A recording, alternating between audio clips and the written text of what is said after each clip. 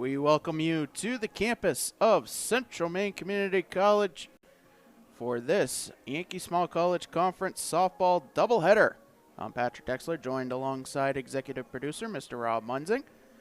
And a little bit of a change today, Rob. The visiting Moose, they're the home team as they will take on the Mustangs. Yeah, wet up in Augusta at the Bowden Field. It's always slow to dry out. I've mentioned that a few times. The old piggery up there is old swampland, and it takes a little time for that to dry out to get going. So the Moose will play their home game down here at Central Maine Community College. And, of course, we do all the games down here, so we're in the catbird seat to bring you this one here on Munzing Media. Glad you could join us here for doubleheader action, 2 7-inning games here between the two in-state rivals. And we'll get set to get first pitch here very shortly. Rob Munzing, Patrick Dexler along with you here.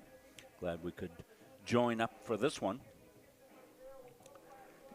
These teams got history, Patrick. They've been going after each other here for a couple of years now, and since the Moose started their program, really impressive rise for the Moose here in this softball program, and moving right up into the national picture, Patrick, as well as here in the YSCC. Yeah, last night the USCAA coaches poll released. The Southern Maine Community College Seawolves number 2, the UMA Moose tied for 3rd in the national poll. On the baseball side, the Central Maine Community College Mustangs number 10, as they have made their way inside the top part of the poll, as the tournament consists of 10 teams. The one YSCC champion will get an automatic bid, along with a Penn State Athletic Conference bid. The rest are at-large bids, but mostly it has been Penn State and other independent teams that have been in the top 10 on the baseball side. So the Mustangs in at 10 is definitely a good sign to see at this point of the season. Yeah, an automatic bid in baseball, not in softball, but we think that two of the YSCC teams, 2 out of the 3 teams here are going to be in the national picture here, both the Moose and the Seawolves. That'll be coming up later next month as they will head out. We will have a 3-team tournament here the first weekend of March, scheduled for Sunday, May 3rd, kind of a round-robin game. We did it last year when we covered it, and we'll cover it again this year as well. These two teams last met back on Saturday, April 11th. The Moose sweeping the doubleheader, both games in 5 innings, 10-2 and 17-2. I'm going to take a quick run downstairs, Patrick. I've got to readjust the backstop camera a little bit, so I'll let you carry the play here, and we'll have Caleb Lehman here shortly for pregame introductions as well. Evan Bilodeau upstairs doing our camera work up here. I want to thank everybody putting this together in a short amount of time. Just got the call from Dave Gagne, the athletic director, this morning, and said, yeah, we're here for you. We'll be down, and glad we could do it. So the Mustangs and the Moose will get set.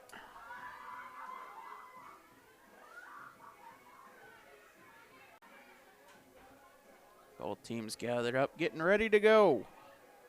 As first pitch will be just after 4 o'clock.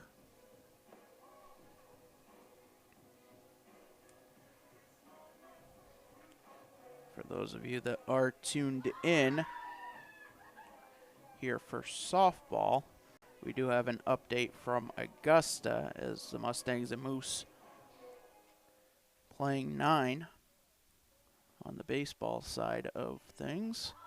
Tied at 1, bottom of the 4th.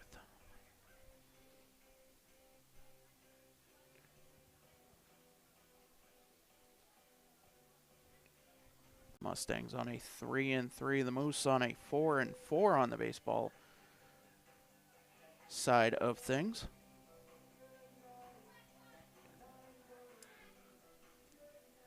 Coaches and umpires have already met.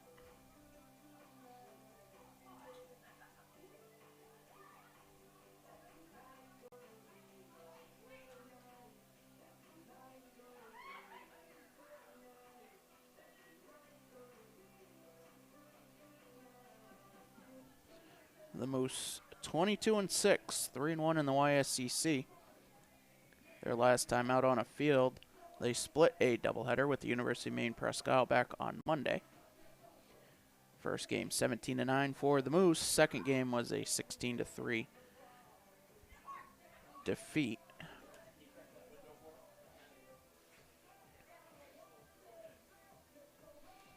As we'll get set for introductions, we'll hear from Caleb Lamb. Good afternoon and welcome to the campus of Central Maine Community College for today's Yankee Small College Conference doubleheader between the Central Maine Mustangs and the University of Maine at Augusta Moose. Remember, folks, as this is technically a home game for UMA, you will see their score appear under the Mustangs banner as they will be batting second ups for both of our games today. We will then start with the technically visiting Central Maine Mustangs starting lineup. Leading off and playing right field, number 3, Haley Turcott. Batting second and playing second base, number 14, Brianna Arsenault. Batting third and playing first base, number 8, Olivia Ryu. Batting fourth and playing center field, number 12, Kennedy Lampert. Batting fifth, the catcher, number 11, Vanessa St. Pierre. Batting sixth and starting at pitcher, number 4, Melody Roussel. Batting seventh, the left fielder, number 5, Olivia Field. Batting eighth and playing third base, number 22, McKenna Ridlin. And batting ninth and playing shortstop, number 55, Brooke Norman. The Mustangs are coached by Fred Wilcox, Abby Nilsson, and Raquel Gary. And now the starting lineup for the UMaine Augusta Moose. Leading off and playing shortstop today, a first year from Farmington, Maine, number 21, Madeline Cote. Batting second and playing center field, a sophomore from Athens, Maine, number 35, Arabelle Linkletter. Batting third, the catcher, a first year from Canaan, Maine, number 17, Natalie Gilman. Batting fourth and playing first base, a first year from Monmouth, Maine, number 12, Shanna Parsons. Batting fifth, the designated player, a sophomore from Bodenham, Maine, number 77, Audrey Nile. Batting sixth and the starting pitcher for game one, a junior from Union, Maine, number 15, Addison McCormick. Batting seventh and playing third base, a junior from Turner, Maine, number 25, Samantha Withy. Batting eighth and playing second base, a freshman from Herman, Maine, number 4, Nora Adano. Batting ninth and playing left field, a sophomore from Lewiston, Maine, number 14, Aubrey Peer. And the right fielder and flex player in the lineup today, a freshman from Madison, Maine, number 3, Reagan Cowan. The Moose are coached by Heath Cowan, assisted by Ty Cowan and Chris LeBlanc. Fans, we now ask you to please rise if able, and gentlemen, please remove your caps as we honor America with the playing of the Star-Spangled Banner.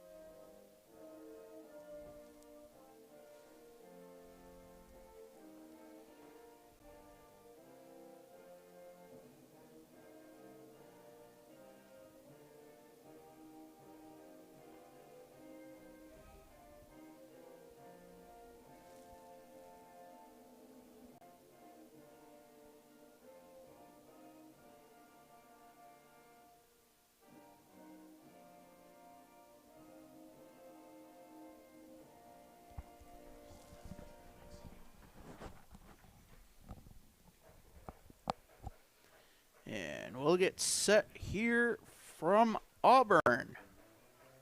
The Moose, the home team for both games.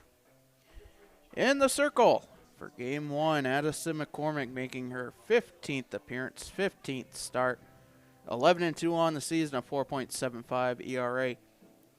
105 hits, 71 runs, 55 of those earned, 46 walks, 46 strikeouts, and 81 innings pitched. Yeah, getting a good look at McCormick. She's been the go-to. Want to let folks know on our scoreboard we're kind of set up as if UMA was a visiting team. We know they're the home team, so I just realized that I didn't change that on the scoreboard. So UMA listed first, but they are the home team for both games. And stepping in from the right side, Haley Turcott. A .250 average with 7 RBIs. International Day here. Mitch doing the announcements. Sounds great, Mitch. Fantastic. Congratulations to Mitch. Athlete of the Year down here in the male category. Well deserved. Remember our national championship soccer program. And the first pitch line to left for a base hit. One pitch, one hit here to start things off. Yeah, when I was setting up the camera and behind, Coach was working with Haley on getting herself stepped down, get that foot down a little bit sooner. And as she went through a bad practice, she continued to rip them in. So I'm not surprised to see her start off with a base hit. And the first pitch to Brianna Arsenault in their first strike.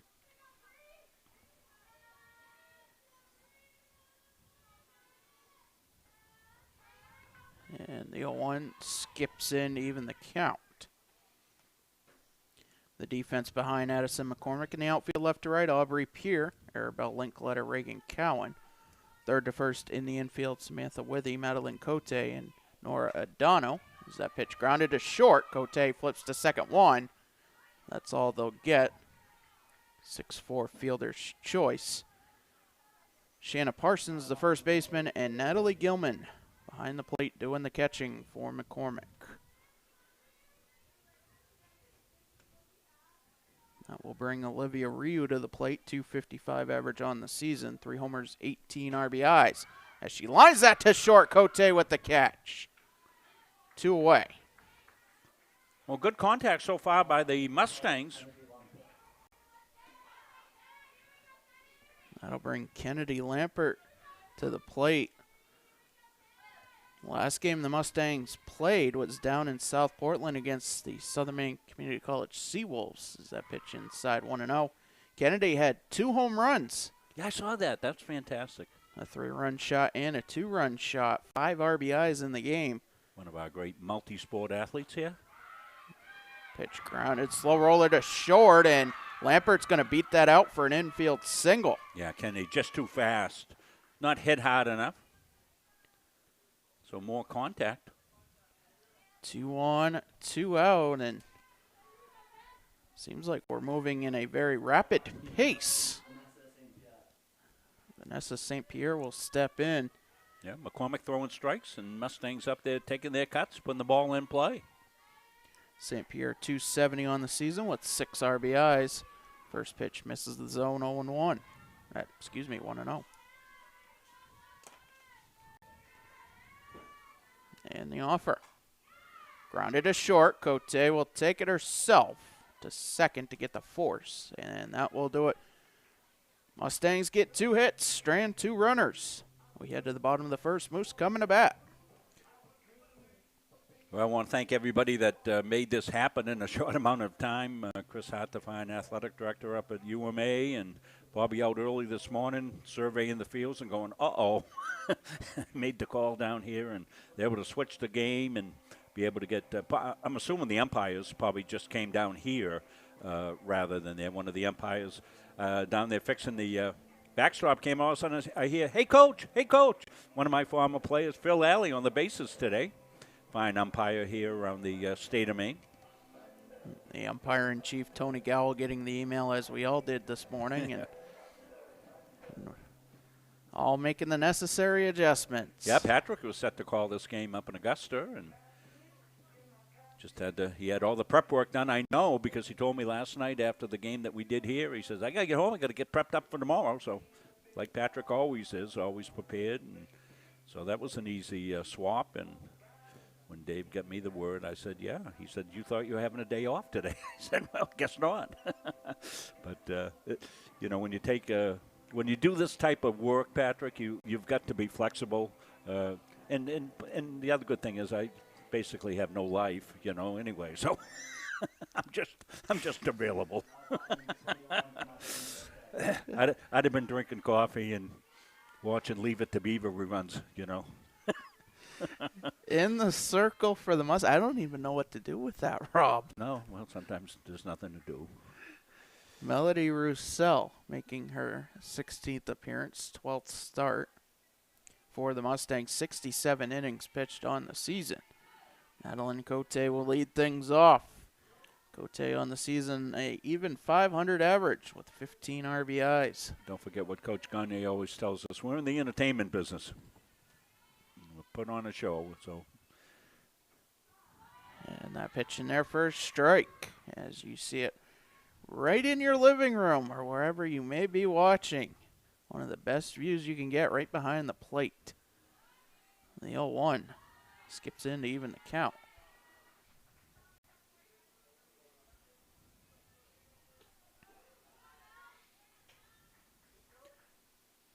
I keep looking at the left-hand side of the rosters that Patrick prints out for us every day because that's normally where the Mustangs are. And the 1-1 misses the zone, now 2-1.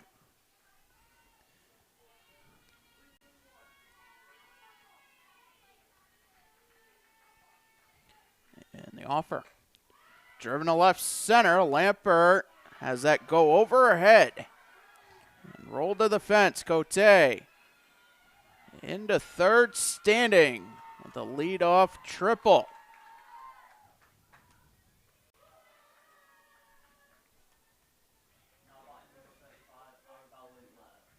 That'll bring Arabelle Linkletter to the plate. Linkletter on the season, .419 average, 1 homer, 25 RBIs. And the pitch in there for a strike. The defense behind Melody Roussel.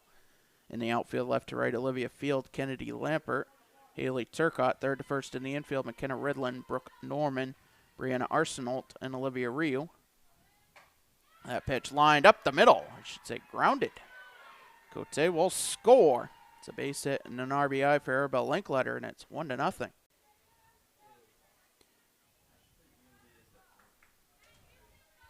Yeah, you said with Linkletter, over 400 batting average for the season. Getting the job done there. Just not trying to do too much with it.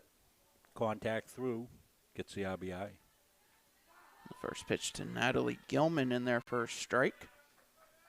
Gilman on the season, .429 with 2 homers and a team-leading 34 RBIs. 1 on, nobody out, 1 run in. The 0-1 is low. Vanessa St. Pierre doing the catching for Melody Roussel.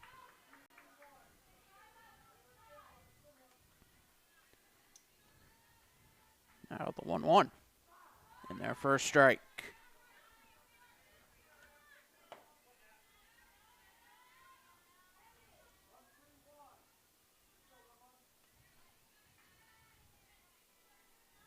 And the offer popped up, short left center, and the catch is made by Field. 1 away. That will bring Shanna Parsons to the plate. Parsons 505 on the season with 28 RBIs.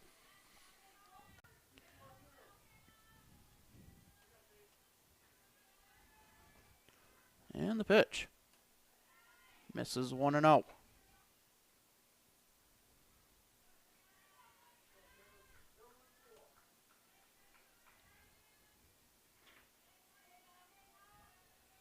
And the offer. Outside 2-0.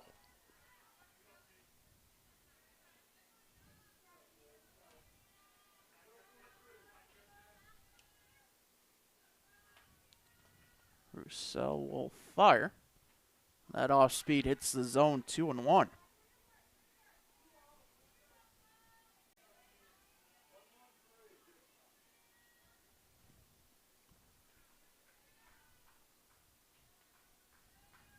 And the offer outside 3-1. Well,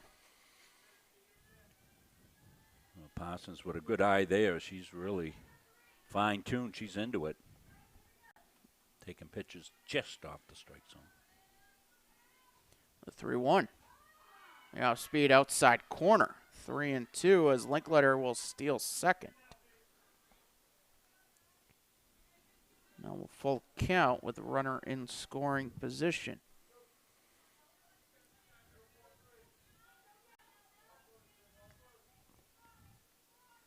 The payoff. Fouled back. We'll do it again.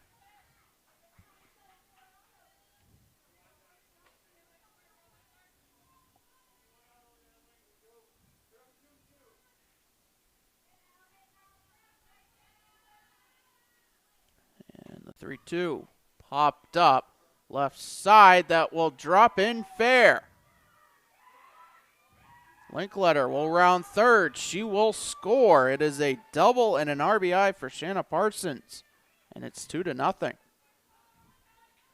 As that dropped just on the fair side of the line. Yeah, looked like a little chip shot down just in fair territory. They'll call it a double in the book.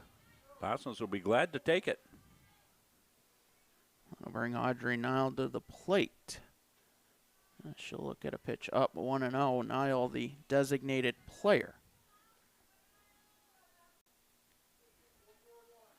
Yeah, Audrey took quite a fall here in the last game that we did here. Good to see her back playing. The 1-0 fouled off. That'll even the count. Not a lot of room, as you can see, in behind. Welcome fans into both teams.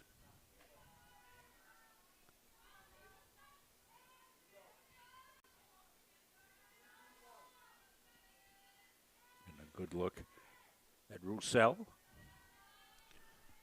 The 1-1. Slow roller back to Roussel. She'll fire to first in time. Parsons will move to third.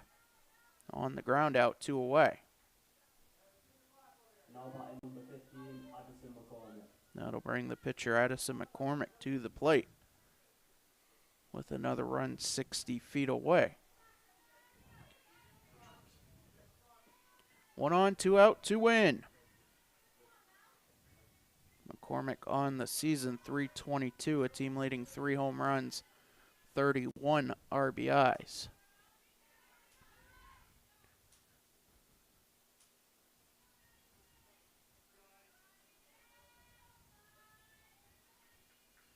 And the pitch. In there for a strike.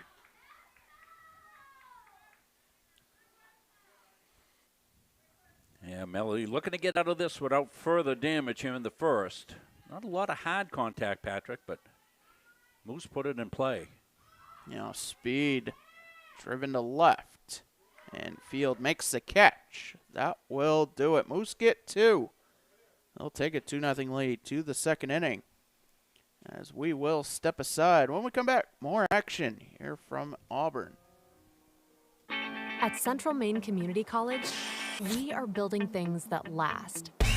We're investing in technology, new facilities, and offering more degree programs than ever before. You can get the traditional college experience at a fraction of the cost. And for some, it's even free. Wait, did she just say free? That's right, free tuition for Maine high school grads from 2022 to 2025. Set your goals and find your path at CMCC. Let's build a future together.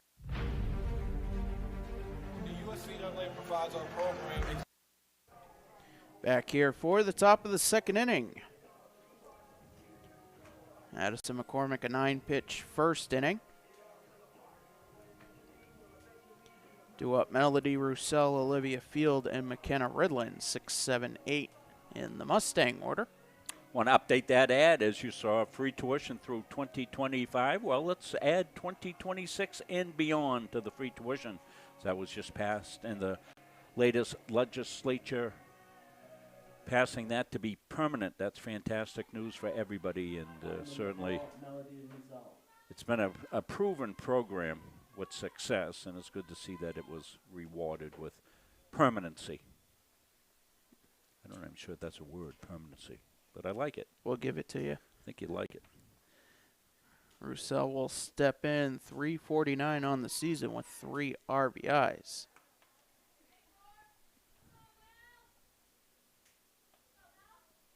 And the pitch. Skips in 1-0. Game time temperature was right around 50 degrees. I felt balmy. Sun, no clouds, no rain, no drizzle. The 1-0 is low. We got Evan Bilodeau working up here on the inside camera today, but he's been out in it all spring doing a fantastic job on the outdoor field camera, but he's in luxury up here today. The 2-0 grounded to short. Cote over to first in time. 1 up, 1 down. That will bring Olivia Field to the plate. Field 289 on the season with 2 RBIs. Baseball being played up in Augusta. You can catch that game on WHOU Live. Pitch to Field upstairs, 1-0.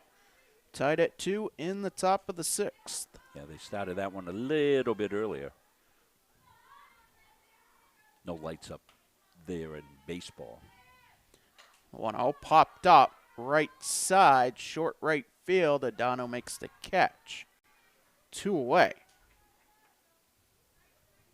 That will bring McKenna Ridlin to the plate.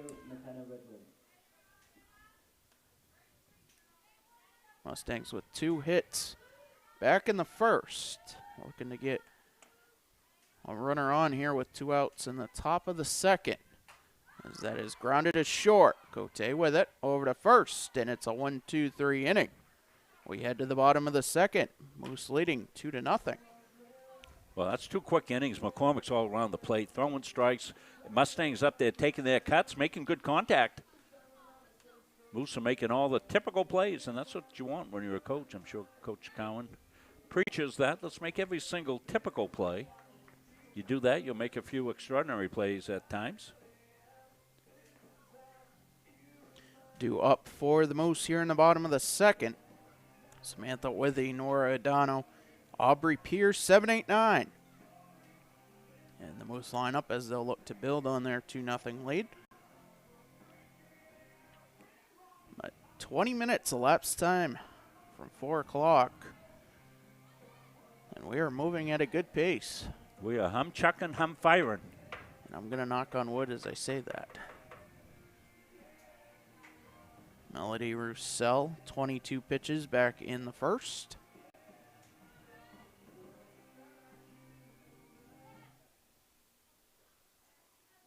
Number 25, Samantha Withy. Samantha Withy steps in, 381 on the season with 27 runs batted in. The former Mustang playing her junior and soon-to-be senior seasons in Augusta. As she'll look at strike 1. Sam played high school, Levitt High School. Good softball program at Levitt, year in, year out. The 0-1 is upstairs to even the count. You'll see Levitt at Gardner High School softball Monday on Munsing Media. It'll be our first game of the spring. And the 1-1 fouled off. That got Withy in the box. So 1-2 the count.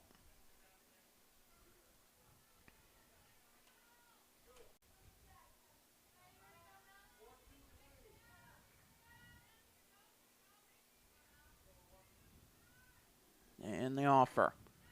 Grounded past the diving Arsenault. A leadoff single. We'll bring Nora Adano to the plate. Batting number 4, Nora Adano. Adano on the season 293 with 12 RBIs. 1 on, nobody out.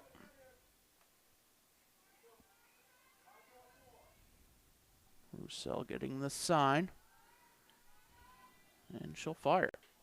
Outside 1-0.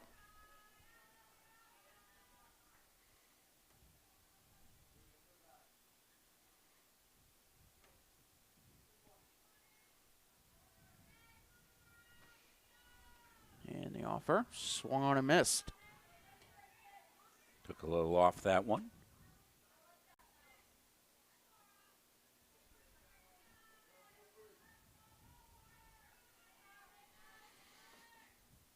Now the 1-1 popped up. Short left field, and that's going to drop. Withy will stop at second as the Moose have back-to-back base hits. Yeah, seeing high variety right there. That's a couple Now batting number 4. for the Moose. Had one in the first, a double down the left field line that just stayed in favor, and that little one that dropped in. Put the ball in play, things happen for you. That will bring Aubrey Peer to the plate, 286 on the season with 15 RBIs. 2 on, nobody out. The pitch to Peer misses 1-0. Aubrey, a native of just across the river, Lewiston. The 1-0 driven to left center, and Lampert makes the catch. 1 away. That will turn the lineup over to Madeline Cote. Now batting number 21, Madeline Cote.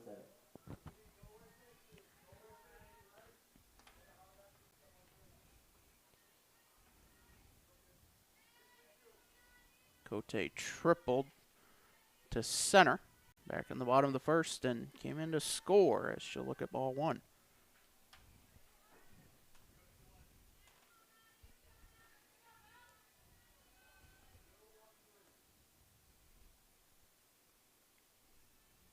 And the pitch. Popped up foul territory back behind, and the catch is made. 2 away. It's a blind spot for us. We can't quite get a camera angle there. Now batting number 35, Arabelle Linkletter. I'm going to bring Arabelle Linkletter to the plate. She singled up the middle to bring home Cote back in the first. So was that It was either St. St. Pierre or Yeah, Rio. it was hard to tell who got it. And the pitch to Linkletter misses 1-0. Vanessa's very good in behind the plate. Noticed her the other day throwing out a couple of runners. And the 1-0. That pitch in there for a strike, and I believe there's a name for that Yeah, one, Rob. that's I'm calling that the fluffernutter. 2 on, 2 out. A true New England delicacy. Those of you out of New England. I need a toasted. Marshmallow fluff and peanut butter. That pitch swung on a miss, 1 and 2. I need a toasted fluffernutter on rye right now. Yeah, well, that's a strange combination, Patrick, but I'm not surprised. On rye. The typical one is on Wonder Bread. The 1-2. Popped up short left, and Norman makes the diving catch, but it's out of her glove. Withy rounds third. The throw home is in time.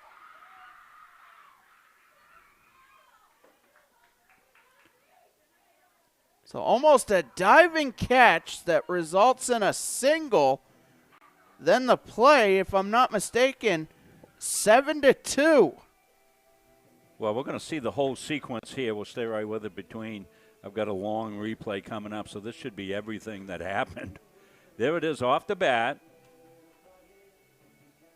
Almost a diving catch, but you got to contain it coming to the ground. Norman did not be able to contain it, but good hustle coming in. Olivia Field with a nice heads-up move there and gets the throw out at the plate. So a strange occurrence, but a really heads-up play.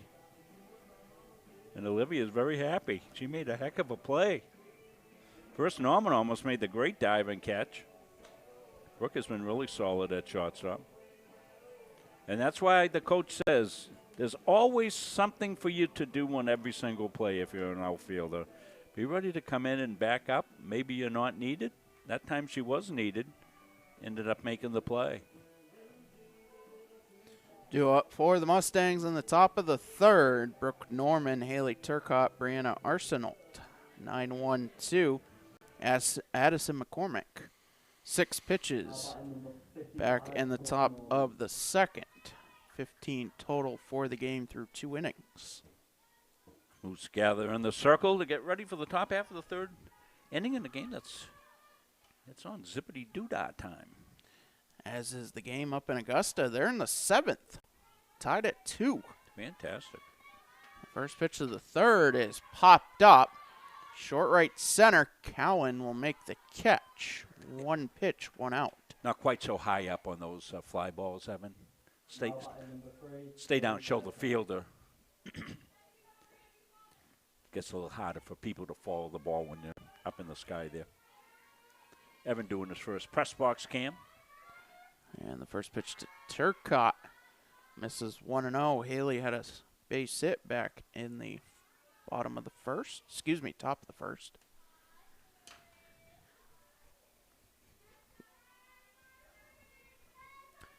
A 1-0. Skips in. 2-0 the count. Yeah, one of the few times behind in the count from McCormick. She's been throwing strike 1 a lot today. A lot of contact so far by the Mustangs and solid defense for the Moose. 2-0 swung on a missed. McCormick back with the fastball. And she works very quickly. Now the 2-1. Fouled off in the box. 2-2.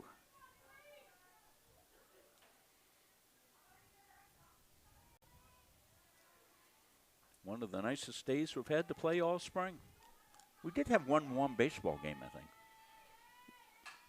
think. 2-2 grounded to second. Adano with it over to first. 2 up, 2 down.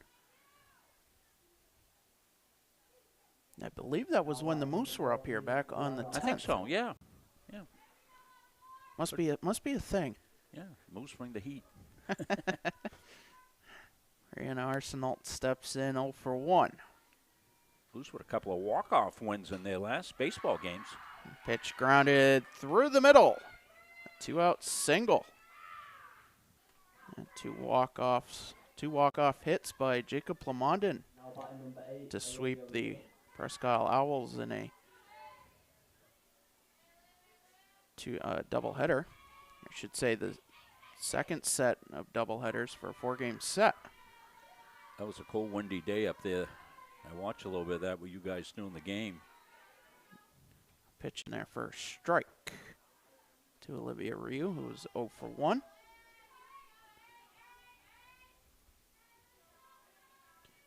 And the offer. That is driven to left. That will drop in. Arsenault will stop at second. And the Mustangs back-to-back base hits. Have 2 on here in the top of the third. That'll bring Kennedy Lampert to the plate. As you said, Kennedy with a big game down against the Seawolves. A couple of round trippers. She had a base hit back in the top of the first. Looks at ball 1.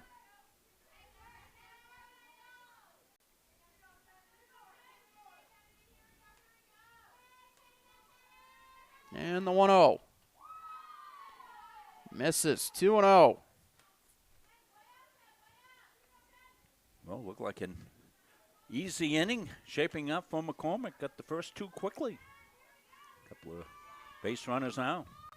The offer grounded to short. Cote with it. Will go to first in time. That was close. Kennedy can run. Lampert did have that infield single back in the first, but that will do it. Mustangs strand 2 more as we head to the bottom of the third. Moose lead 2-0 as we will step aside. At Central Maine Community College, your future is our priority. I'm going to be a preschool teacher. An HVAC technician. Pediatric nurse. Whether your college journey is starting here, I'm going to be an architect. Physical therapist. I'm going to be a lawyer. or we're a stop along the way. I'm gonna be a doctor. A machinist. Honestly, not 100% sure yet. With over 40 programs, I'm going to be a graphic designer. An athletic trainer. there is something for everyone. CMCC. Your future starts here. Well, we're going to ask for help here with great student athlete Kylie Boardman, 20-year-old Central Maine Community College student athlete. She plays women's ice hockey. Down my neck of the woods at Gardner Area High School graduate, where she was a multi-sport athlete and a great student. She's in the preschool teacher program here, working towards her bachelor's in education, but she's in need of a living kidney donor. If you'd like to read her story and see if you can help her out, visit www.kidneyforkylie.com. Now batting number 17, Natalie Gilman. Natalie Gilman will lead things off. Shanna Parsons, Audrey Nile due up for the Moose here in the bottom of the third as they lead by 2. The pitch to Gilman. Fouled off. Count 0-1. Gilman flew out to left her first time up.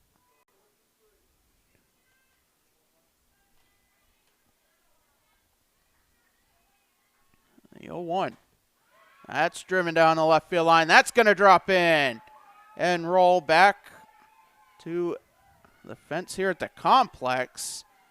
And the relay throw in, not in time, a leadoff triple for Natalie Gilman.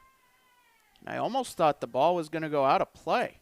Well, we'll take a look at it here in the replay. Well struck to left field, right inside the line by a couple of feet, and a lot of territory out there. There is a little bit of a gap there. We've seen that happen sometimes. Field went all the way back. Looked like she thought maybe it would go in behind, which would have made it a ground rule double. But stand-up triple for Natalie Gilman. Leads off here. The Moose has a team with 2 in the game. Now batting number 12, Shanna Parsons. Shanna Parsons doubled to left her last time up. Yeah, she's the one that got it just inside the line. Little chip shot down the left field line. Roussel getting the sign. And she'll fire. And their first strike. Took a little off. Nice crowd in behind the backstop, and I went down to make the adjustments on the fence camera down in behind. Everybody was happy it was sunny. The 0-1 upstairs, a throw to third. Not in time. 1-1 the count.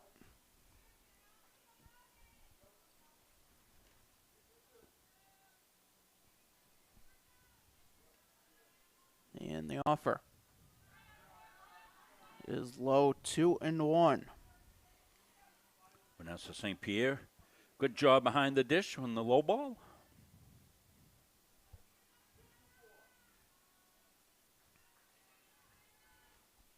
And the 2-1, fouled back. Ooh. And I believe that did get the home plate umpire.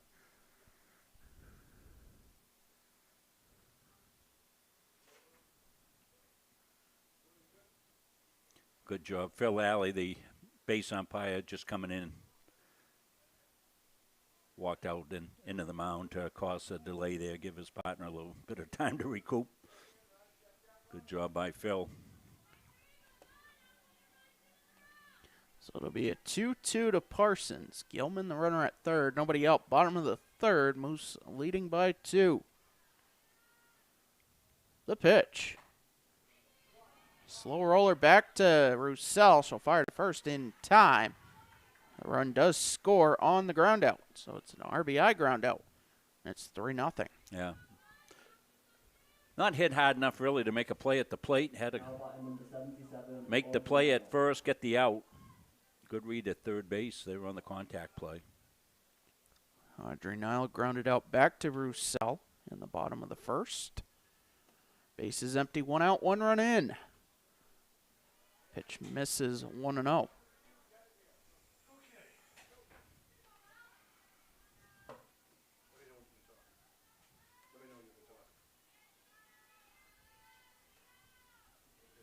And the 1-0. Grounded off the glove of Roussel to second. Arsenal with the pickup. And over to first in time, 2 away. That's a 1-4-3. Ground out. Yeah, that's a way to stay with it right there. Base is empty, 2 away. That will bring Addison McCormick to the plate.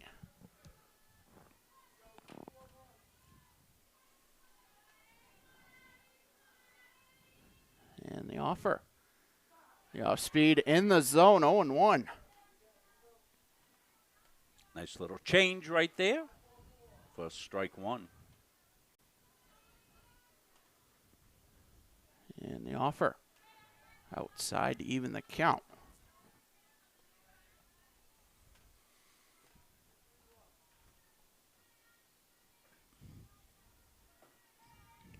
Roussel with the 1-1. Grounded foul, third base side.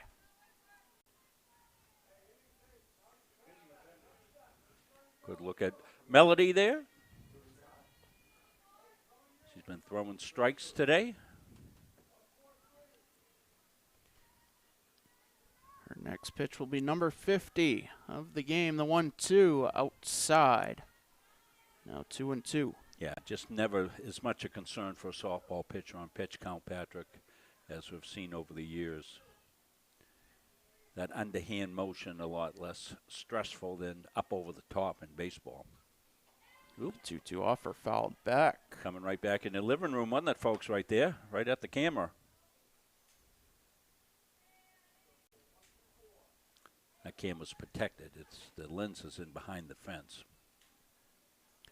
Once again, the 2-2. Misses the zone, 3-2.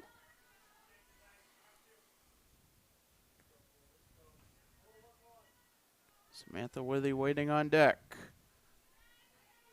The payoff.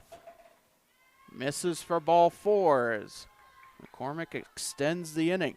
Yeah, first walk of the game, I think, for Roussel. She's been pretty solid, throwing strikes. A lot of contact by the Moose. First walk or strikeout for either side. Yeah. A lot of balls put in play. And the offer to Withy, that's driven down the right field line, but foul. The count 0-1. Sam Withy's got good gap power, as we've seen over there. We've seen a lot of Sam. Of course, she played ball here.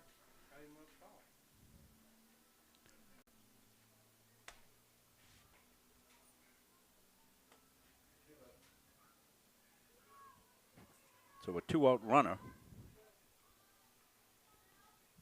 So trying to get out of it here.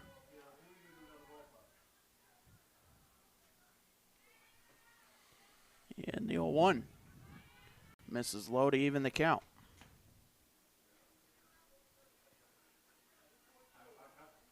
As we said, the Moose in the national picture in the rankings, they were tied up at one of the top teams. Pitch upstairs now 2-1 the count.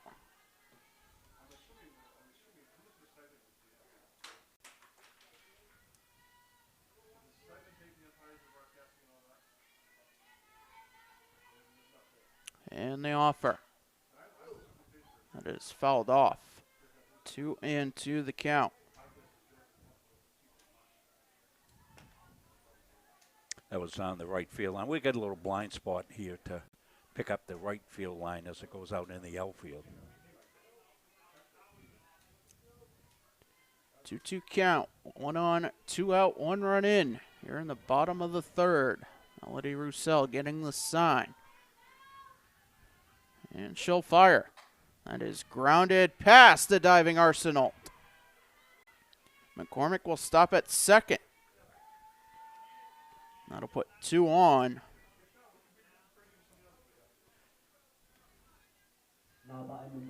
For Nora Adano. Well, 2 quick outs in this inning, Patrick, and Moose have now scoring threat at second base, and McCormick.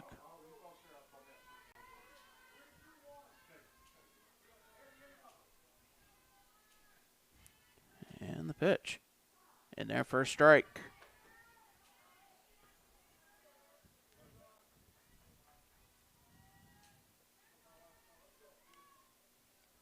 Mustangs trying to get out of this, not giving up any further runs. The 0-1. Up in the zone, or I should say out of the zone. Ooh, As close a play. relay throw. Went back to the pitcher Roussel, and she fired into second. Yeah, they were hoping to get McCormick sleeping a little bit, going back to the bag, but just got her foot in there. Now the 1-1. Misses the zone, 2-1.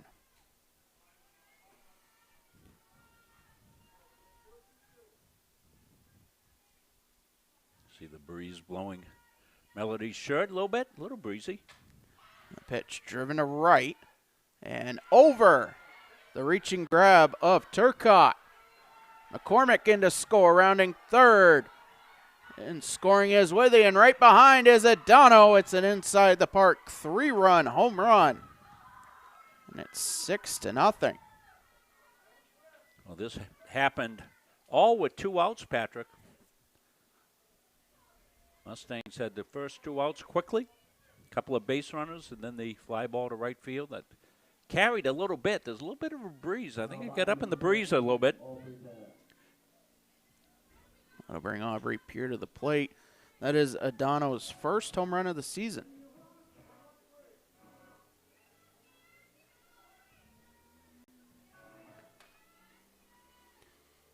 And the pitch misses 1-0.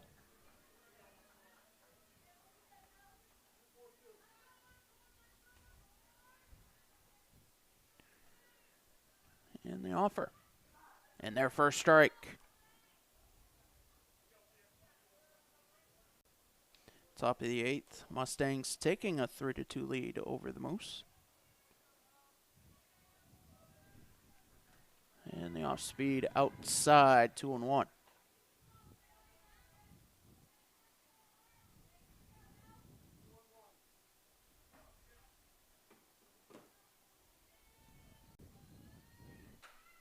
The offer driven to left, but that's out of play. 2-2 the count.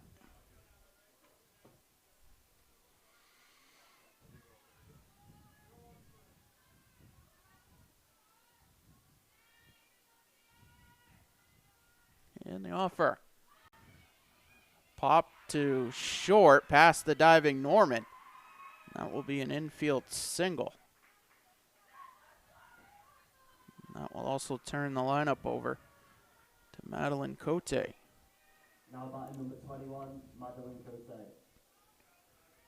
Cote 1 for 2 with a run scored. Well, Moose making a lot of contact and finding some holes. Not always hard hit balls, but they're falling in. Pitch grounded to third. Ridlin has it over to first in time. And that will do it. Moose get 3 off a 3-run inside the park home run. We head to the 4th at 6-0. Our goal in public service is to improve the quality of life in communities. This is the Public Service and Social Sciences Department. We originally started with criminal justice, and then we added more programming. I'm in the forensic science program. I want to become a state fire investigator. State trooper. I want to be a game warden. Forensic psychologist. Behavioral health professional. CM offers a lot more hands-on learning than most places. The only way to give them that experience is to do that through immersive scenario training. You actually dust for fingerprints. Learning how to go through, take pictures, what to look for. We are the only college in the state of Maine that offers a 3rd-year advanced certificate in police operations. It is a great way of excelling your career and jump-starting you onto that path. Public Service Simulation Center allows us to fully implement an immersive training environment. Can I see your other pen? You just don't want to get boxed in. We teach de-escalation and empathetic communication to better address community needs. The instructors are awesome. They really care about our education. We have people that teach who have been members or are actively members of these industries. This is a one-of-a-kind program. It's preparing me to have a step up in my professional career. Here at the school, they're really invested in our education. It's a nice environment.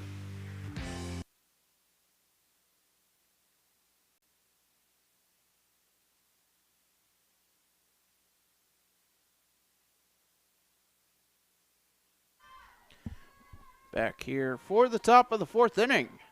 The first pitch to Vanessa St. Pierre. Wait a minute. I'm having some trouble with the right arm. I don't know whether it's chest protector's not there. That was funny.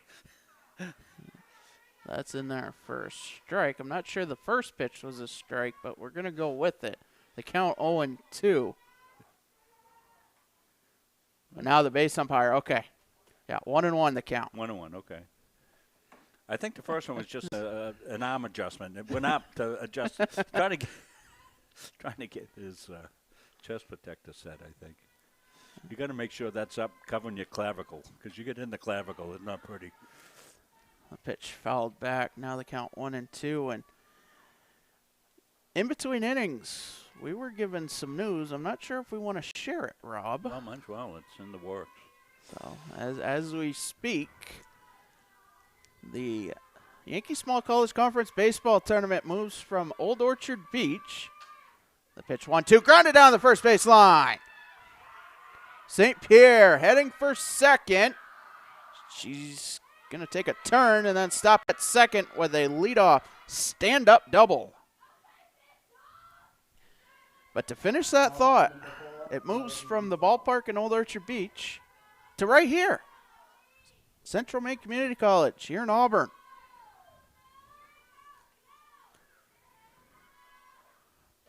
First pitch to Roussel in their first strike.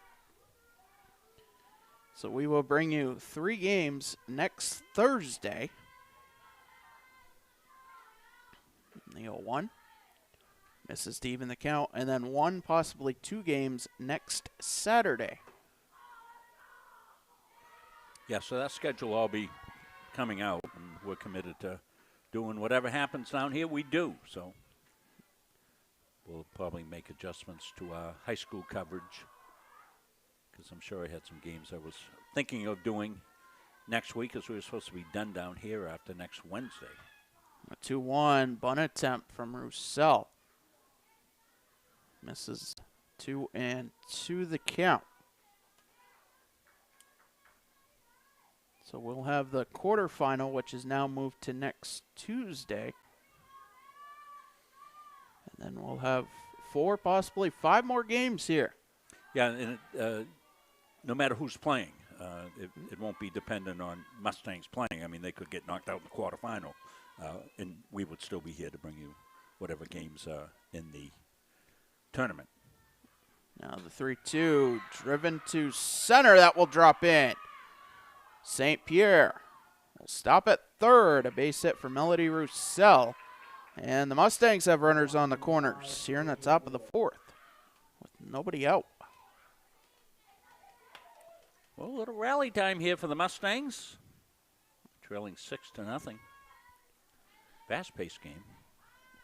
Olivia Field at the plate. She grounds that to short. Flip to second, 1. That's all they'll get, but a run scores on the fielder's choice. 6-1 our score now in the top of the 4th, and McKenna Ridland to the plate.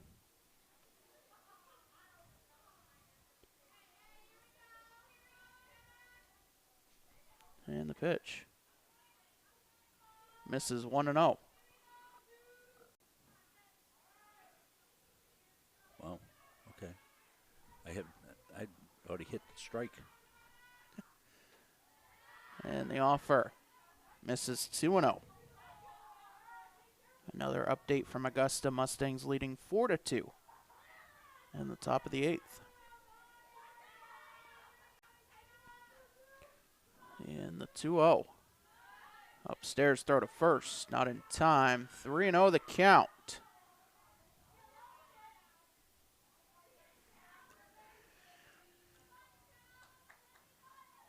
Brooke Norman waiting on deck. And the offer. In there for a strike.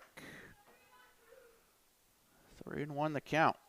So we'll also have the softball play day as well on the 3rd. Pitch fouled back, 3-2. I guess it's technically the YSCC championship although that doesn't carry a qualifying. The only difference it being is Southern Maine Community College having an institutional rule to make the national tournament, as that pitch swung on and missed 2 away. So the conference championship being played out can make a difference in terms of them getting an at-large bid. Yep. Some schools have that, same as here. The Moose do not have a institutional rule. 1 on, 2 out, 1 run in. Pitch grounded, first base side, foul. So the Moose firmly inside the top 8. They will more than likely receive an at-large bid to the Small College World Series, which is fastly approaching. Pitch low, and field thrown out at second. 2-6, caught stealing. That will end the inning. Half inning, I should say. Yeah, so we missed that. We'll coach Evan up on that. We'll stay right here with it, Patrick. Yeah, so Ev, if they steal second base, go to that. That's the play. We have to have that covered from your camera. Seeing some of the nice blue sky here, puffy clouds. Looks nice out. 50-ish degrees, 51 degrees right now. And it's been a cool spring if you're not in Maine right now and watching from away. It's been cold and wet for most of the spring. One of the rare sunny days we've had, and not too much wind, so very comfortable to play today. Most of the month of March and April, you have to go as far south as western Massachusetts to get into the warmer temperatures, as the main side of things has been above, I believe, what they've called a jet stream or a trough. Yeah, a lot of springtime, you get those what they call backdoor cold fronts that come through up here in northern Maine. Keeps it cold, even if Rhode Island and Connecticut might be really warm. We're still a little chilly. It's going to change. It always does. Arabelle Linkletter will lead things off 2 for 2 with an RBI and a run scored. Natalie Gilman, Shanna Parsons due up here in the bottom of the 4th. And the pitch grounded to third. Ridland has it over to first. 1 pitch, 1 out. Been a pretty crisply played game here. What are we in the bottom of the 4th? Bottom of the 4th. It's a little breeze to see what Melody's shirt blowing a little bit in the breeze. Natalie Gilman steps in 1 for 2 with a run scored. And the pitch outside 1-0.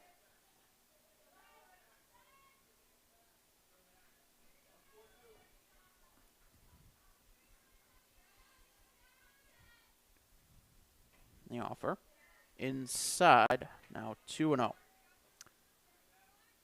So if you followed us in baseball the last couple of games, now we've had some internet issues in that press box. That's going to be taken care of, and before we're back here next week. Pitch grounded back to Roussel. Fires to first in time. 2 up, 2 down. Solid is all get out here in the press box over at the softball end of the complex. Very fortunate to have press boxes at both ends of the complex here. And it's one of the reasons that we can host so many games here. Pitch popped up left side. Out of play. Count 0-1, and that will be a huge benefit when hosting the tournament next week. Yeah, because even if you get rain, you have to shut down for, a half hour or so. The field is immediately playable after it stops raining. It just drains right through it. Very fortunate here, great surface.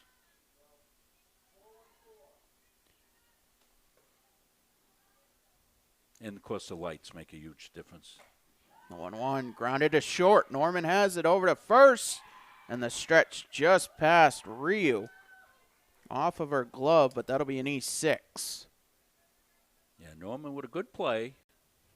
Throw got away, sealed a little bit. So don't forget what the Moose did last inning, Patrick. with 2 outs, nobody on, they put together a rally, scored 3 runs on the inside the park home run. And it looks like we're going to get, I believe, a pinch hitter. Home plate umpire checking the lineup out.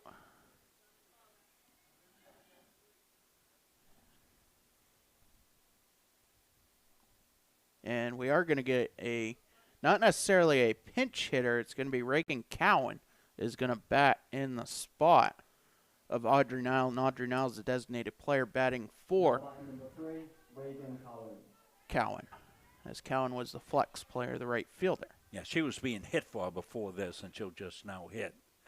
And can Nile re-enter in that spot? Yes, because she is a She starter. was a starter, so. And Cowan tries to put down the bunt. Misses 0-1. And you're going to see McKenna Ridlin in your picture. We don't normally see the third baseman in this shot, but there she is coming in for the bunt.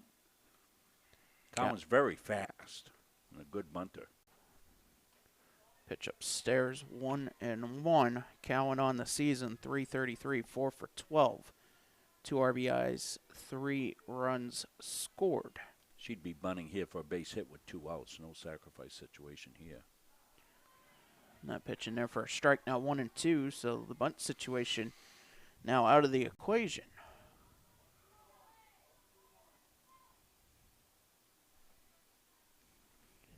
The 1-2 upstairs.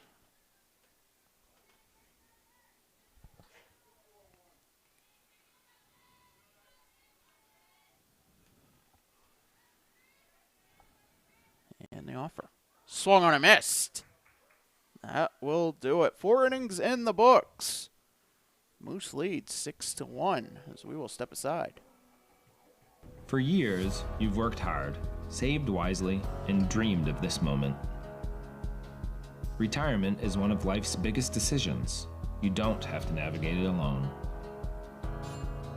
With Gosline Retirement Planning by your side, you can retire with confidence.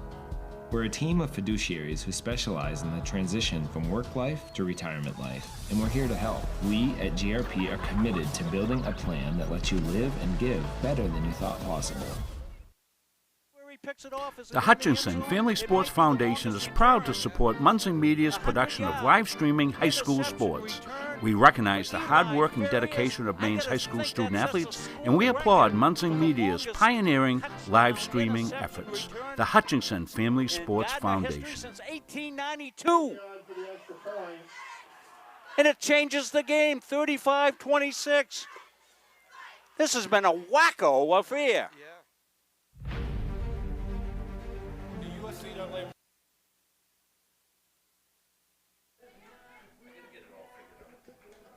Back here for the top of the 5th inning. Due up for the Mustangs. Brooke Norman, Haley Turcott, Brianna Arsenault.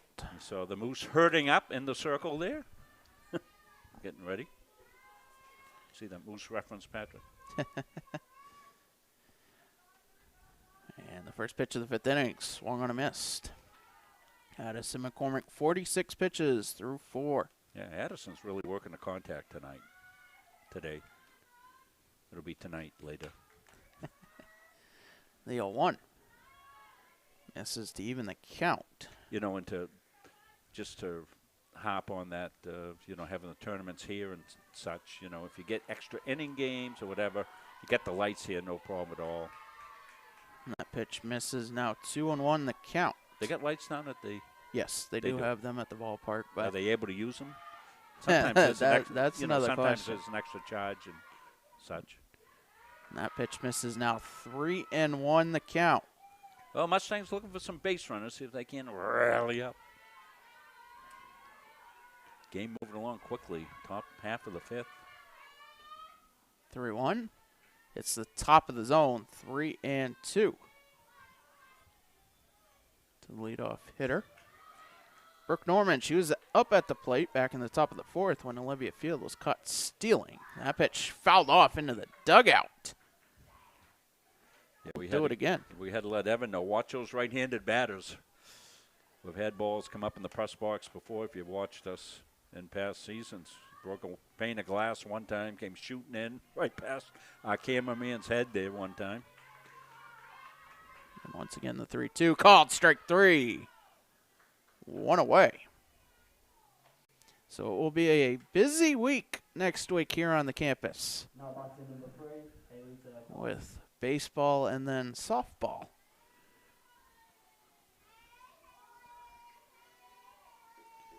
I'm going to have to head to the home office after the games tonight, probably tomorrow. Try to figure out what we got cooking here and how we're going to manage everything. Pitch grounded to third. Withy over to first. 2 up, 2 down. As I said, we're getting set to Now batting number 14, start our Arsenal. high school baseball, softball, lacrosse coverage. We will have Gardner Tigers softball on Monday, their first home game of the year. And the pitch fouled back, count 0-1.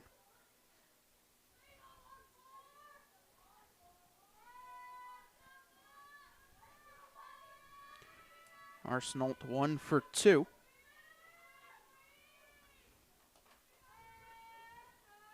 And the 0-1. Misses the zone.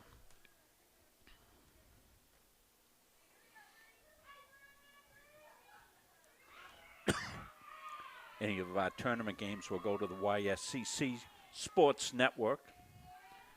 And they will be, unlike these games, those will be pay-per-view, as they do for the conference. That's by the conference bylaws.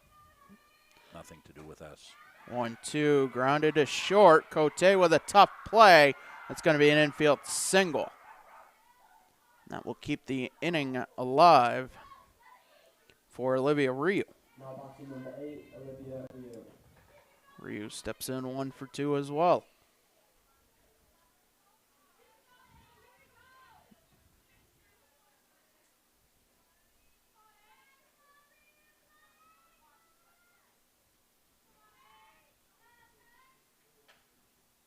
Pitch grounded, foul, down the left field line. 0-1. 8 innings in the books up in Augusta. 4-3 the score with the Mustangs leading. Moose getting a run in the bottom of the 8th.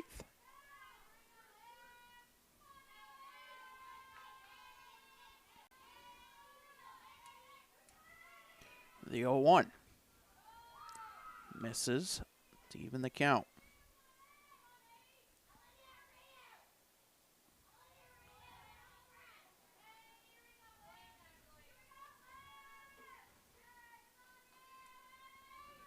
And now the 1-1 in their first strike, 1-2. Quick baseball note, Cam Miller, 8 innings, 88 pitches, 3 runs, 1 of them earned. Fantastic. Back-to-back starts where Miller has been really twirling the ball. The 1-2 hits off the roof. We'll do it again.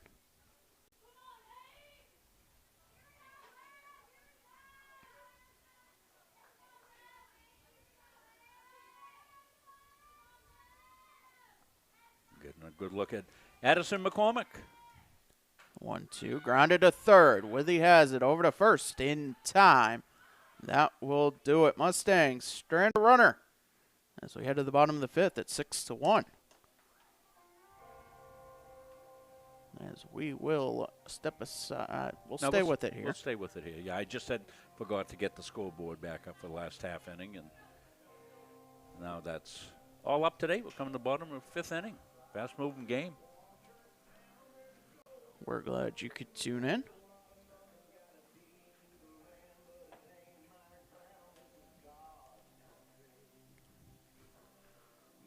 As we head for the bottom of the 5th, the Mustangs 1 run on 7 hits, 1 error. The most 6 runs, 10 hits, no errors.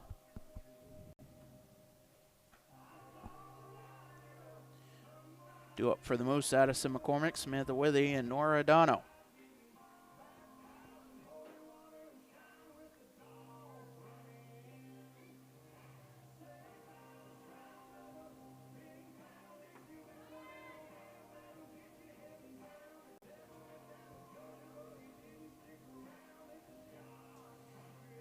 Just a little over an hour into this game, Patrick. Move along quickly. We do have the lights here for the second game if needed, but what's it get dark about, 7:30 now? Yeah, 7:15, 7:30. 7:30, so. Lights will be on about 7 o'clock. They were on before the start of the game last night as cloudy skies dominated the atmosphere. Sure needed it then. Addison McCormick 0 for 1. She's also walked. Swings and misses at the first pitch.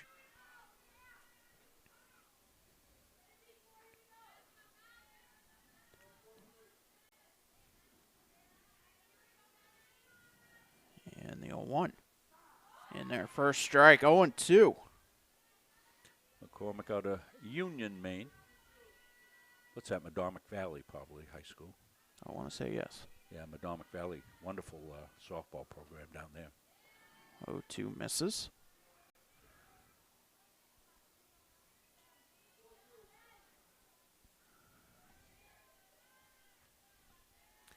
Now the 1-2 is low. 2-2 the count.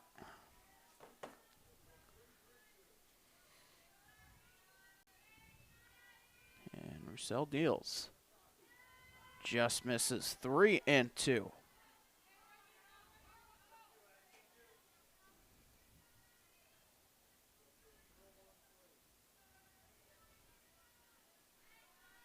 And the payoff. Grounded to third off the glove of Ridlin. It will stay fair. McCormick will reach. We'll wait for the official scoring. As I believe Ridlin also had that off of her bare hand. And she's shaking her hand over there. And see, flexing it there at the top left of the screen here. We don't have McKenna on full screen, but you see her flexing that right hand. Get the feeling back. It will be scored in E5. Samantha Withy to the plate. And the pitch upstairs. As we are in the bottom of the fifth, Withy 2 for 2 with a run scored. If the Moose do get 3 runs here in the half inning, game 1 will be done as that's grounded to first off the glove of Ryu. McCormick heading for third, Withy heading for second. And the Moose have 2 in scoring position for Nora Adano. The last time Adano was up, there were 2 runners on, not second and third, it was first and second. Now batting number 4, Nora Adano. But she hit a 3-run inside the park home run. Yeah, hit it deep to right field.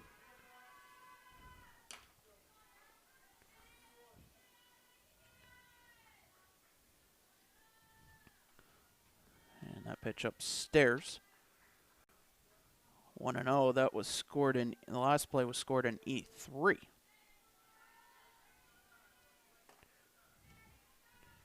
Now the 1-0. Grounded up the middle. McCormick will score. Withy held at third, a base hit and an RBI for Nora Adano. And she has 4 runs batted in on the day. Adano's having a heck of a game out of Herman High School. 3 for 3.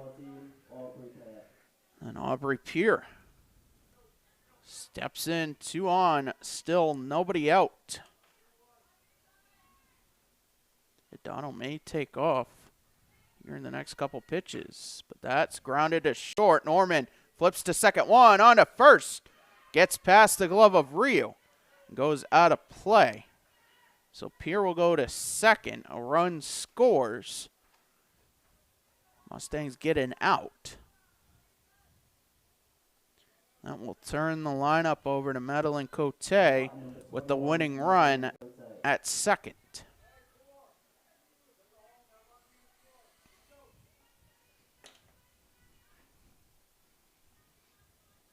So that's a walk-off run at second base.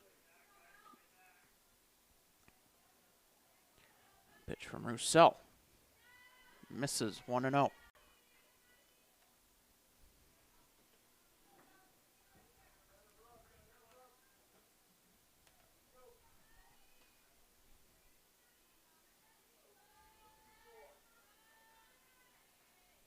One on, one out. Pitch in there for a strike to even the count.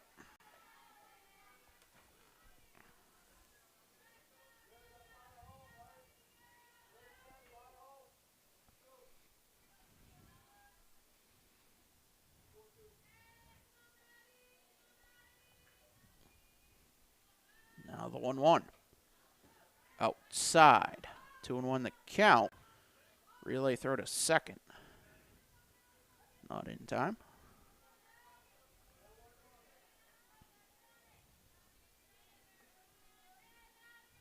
Now the 2-1.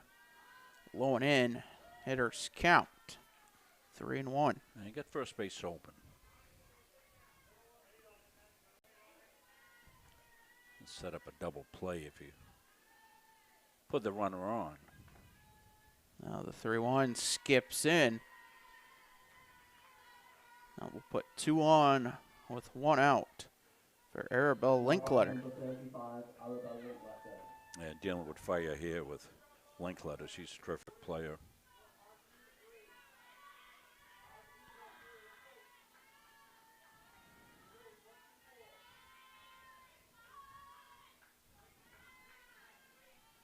And the offer. In there for a strike. So that caught the outside corner.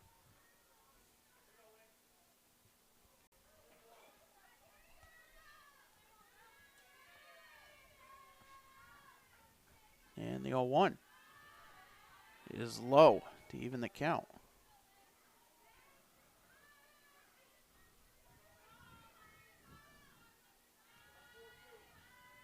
Two on, 1 out, 2 runs in. The winning run at second. Pitch popped up. Going foul, and Ryu can't make the catch, but it is a foul ball. So 1-2 the count. Mustangs catch a little bit of a break.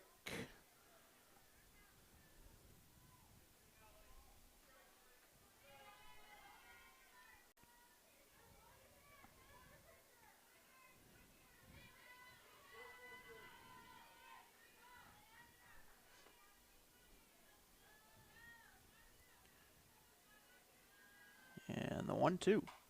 Line to center, that will drop in. Pierre will be held at third as the throw comes in. A base hit for Arabelle Linkletter, and the bases are loaded for Natalie Gilman. She is 1 for 3 with a run scored. Well, actually, the Mustangs caught a little bit of break there. Linkletter hit it so hard, 1 hopper to center field, they couldn't send the walk-off run home.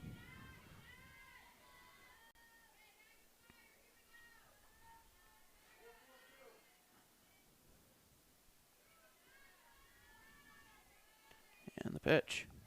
Misses 1-0.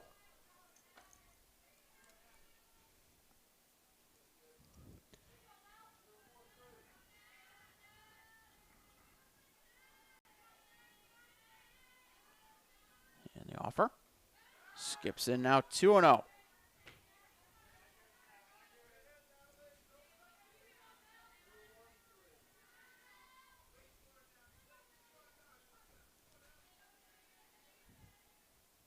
The offer driven to left center. And that is out of here. A walk-off grand slam for Natalie Gilman. And the Moose take it 12-1. Well, let's look at that. Just seeing the very end of it up and over the fence there and the deepest part of the ballpark. So what a way to walk it off. All those runs will count, so the final will go to 12-1. Well, what a way to end it. So we will take a break. You don't have to touch the dial. You don't have to do anything. Go grab a snack. Go grab a drink. Get settled in for Game 2. When we come back, more action here from the campus of Central Maine Community College. Don't go anywhere. Game 2 next.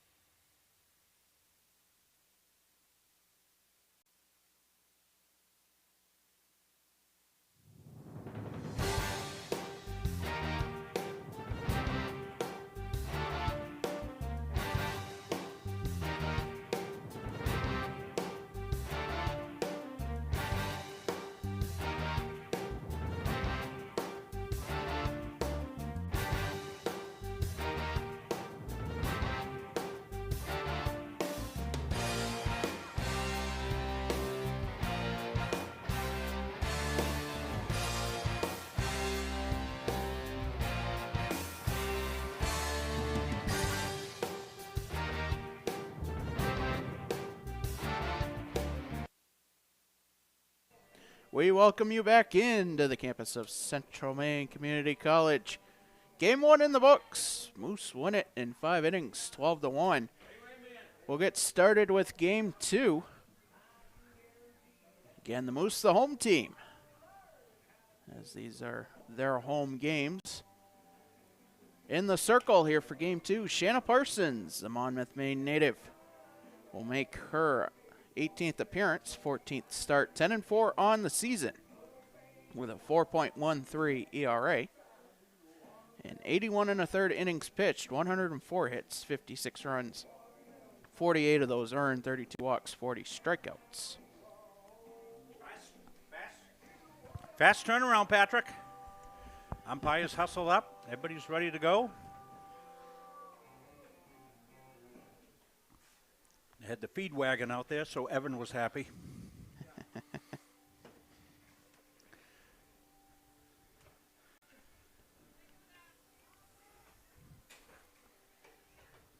What was the final in baseball up in Augusta? So the Moose walked it off, 5-4. Boy, they're getting good at that, aren't they? They are getting good at that.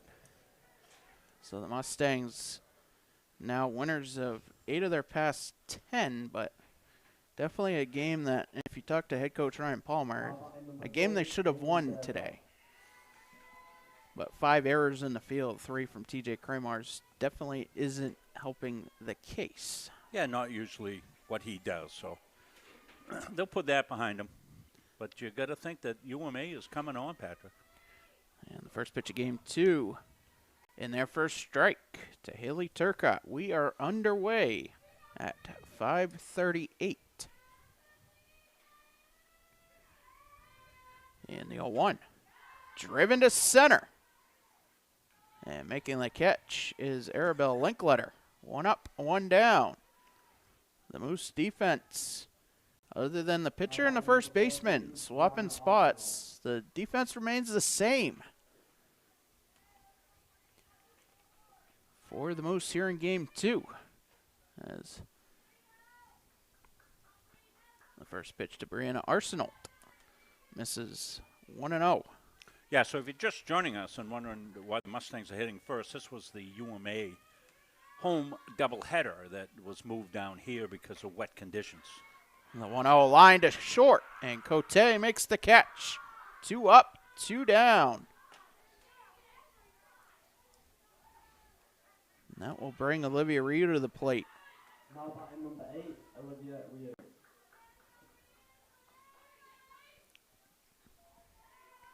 Well, Parsons pitching to contact. And that pitch swung on and missed. Count 0-1. So if you missed the news in Game 1, the YSCC playoffs in softball, baseball are now down here at CM. That pitch misses 1-1. Informational letter just went out from Dave Gagne explaining that due to advanced forecasting that they're seeing that they need a turf facility to play on. Pitch popped up short right field and drops in front of Reagan Cowan. Ryu into second. We'll wait for the official scoring, but I'm assuming that's going to be a double. Yeah, I think it's a double.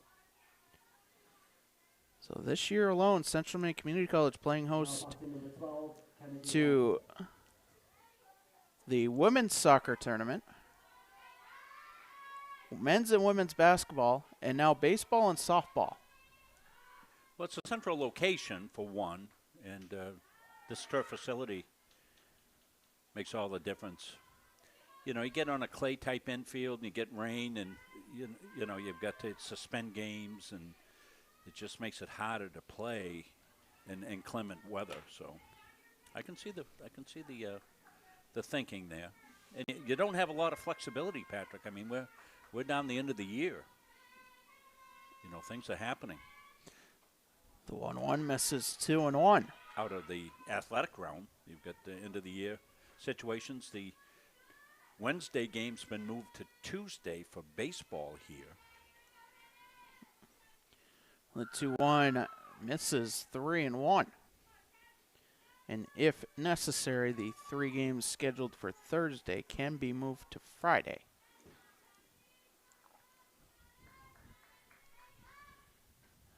As that is fouled off. Excuse me. Count now 3-2. Saturday will remain regardless for multiple reasons. One being the softball championship on Sunday, and 2, the national bid day is Monday, the following Monday. I got to get it done right. The 3-2 down the right field line, but foul. We'll do it again. As the baseball and softball bid shows will be on Monday, May 4th. The tournament starts Sunday the 10th with a banquet, home run derby, and fireworks. As that pitch popped up third base side, and Samantha Withy makes the catch. That will do it. 1 hit, 1 runner left on. Bottom of the first we go. Moose coming to bat.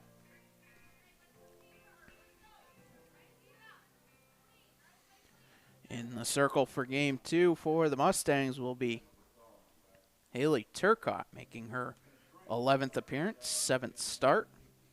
15 2/3 innings pitched on the season. The defense behind Haley Turcott in the outfield left to right, Olivia Field, Kennedy Lampert.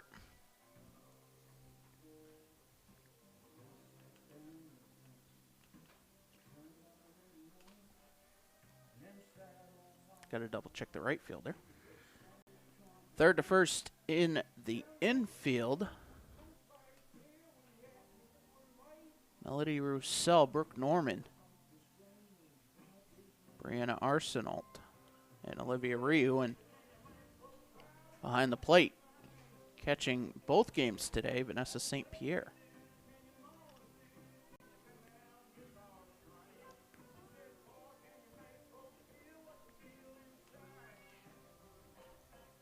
Madison Anderson getting the start in right field. Here for game 2.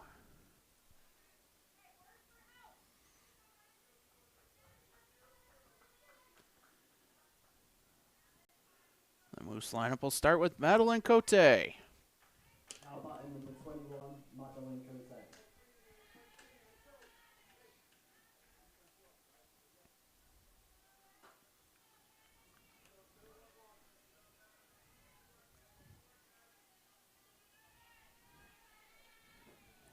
First pitch from Turcotte is low, 1-0.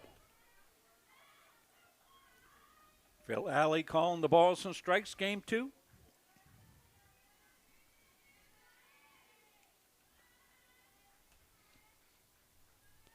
The 1-0 is low, now 2-0. Phil, a terrific athlete at Garden Area High School in his career. I had the pleasure of coaching Phil in football. He's one of the best running backs I ever had. He ran like a cactus, hard to tackle. The 2-0 misses 3-0. Do you know if he played college anywhere? No, he did not. Oh. No. Went in the workforce and getting back to his time now, as many of these guys do, as guys and gals, as umpires. 3-0 in there for a strike.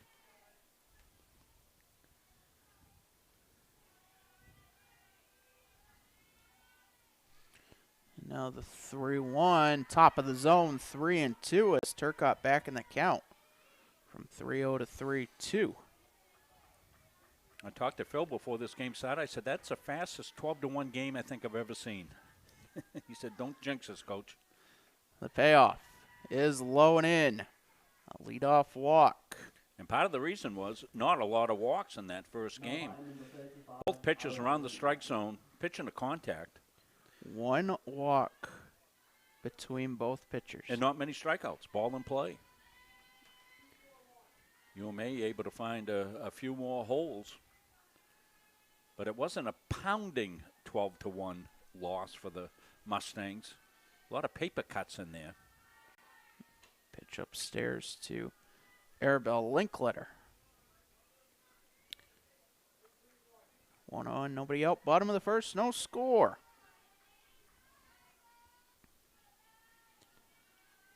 And the 1-0. Fouled back. That'll even the count. An update from Augusta. We have a final in the books. The Moose walk it off. 5-4 over the number 1 seed Mustangs. Now it's going to be a confidence builder for the Moose. The 1-1 misses, 2-1.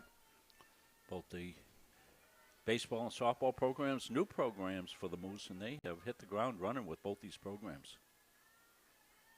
Second year, right? Yeah. 2-1. Popped up right side. Out of play, 2-2.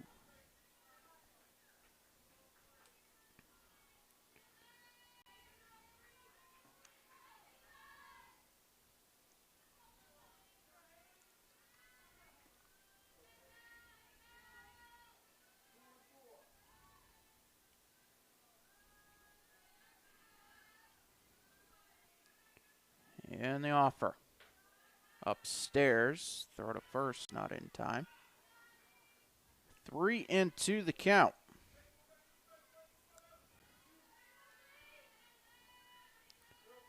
Natalie Gilman waiting on deck.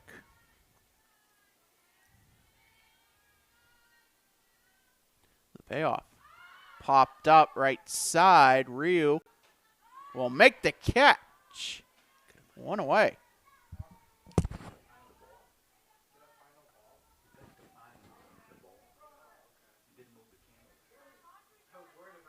Now boxing number 17, Natalie Gilman. That'll bring Natalie Gilman to the plate. Evan said he was protecting himself in the equipment. He thought the ball was coming in the press box there. I guess I couldn't find it. I'm looking at the monitor. I have no idea where anything is here.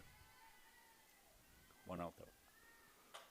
That pitch driven to left center, but Field makes the catch. 2 away. Good job by Field. Gilman last time up back in the bottom of the 5th of game 1 sent one over the left center field fence. This time it stays in the park. That will bring Shanna Parsons to the plate. 1 on, 2 out.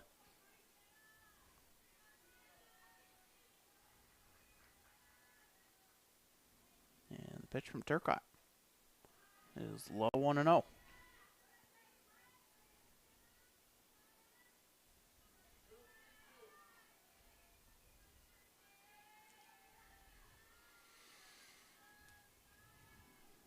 offer. In their first strike, the throw to second, not in time.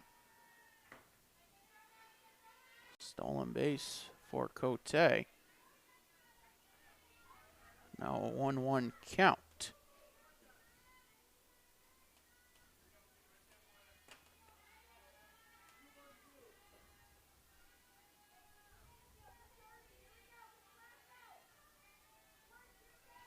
And the offer. Upstairs, 2-1.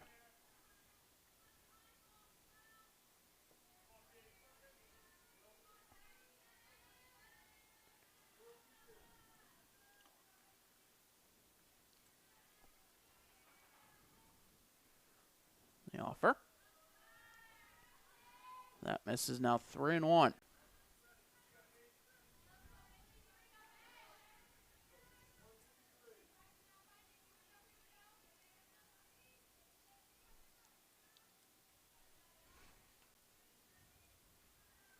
And the offer. Grounded through the left side. A base hit. Cote being sent home. The throw offline, and Parsons into second. The throw comes in just as she gets to the base. And then into center field. Then Parsons over to third. The Moose take a 1-0 lead. Now batting number 77, Audrey Nile. That will bring Audrey Nile to the plate.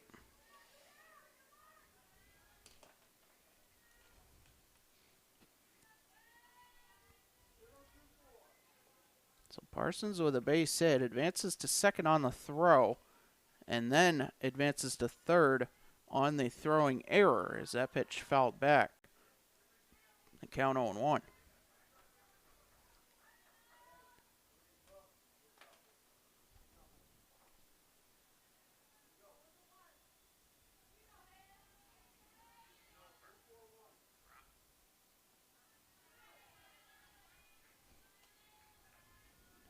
In the 0-1. Misses up, 1-1.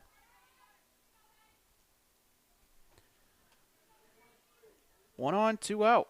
1 run in. Moose took a 2-0 lead back in the bottom of the first of game 1. As that swung on and missed. Count 1-2.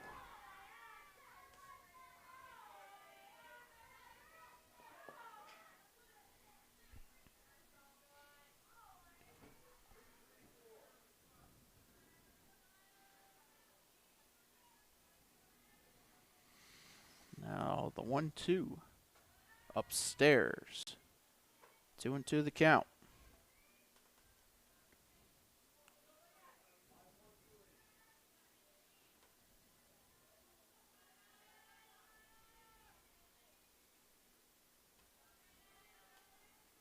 And the offer. Grounded past the diving Norman. A base hit for Audrey Nile and an RBI, and it's 2-0. More 2-out damage by the Moose. They've been good today with 2 outs. That will bring Addison McCormick to the plate. And a courtesy runner at first, Emily Lunn.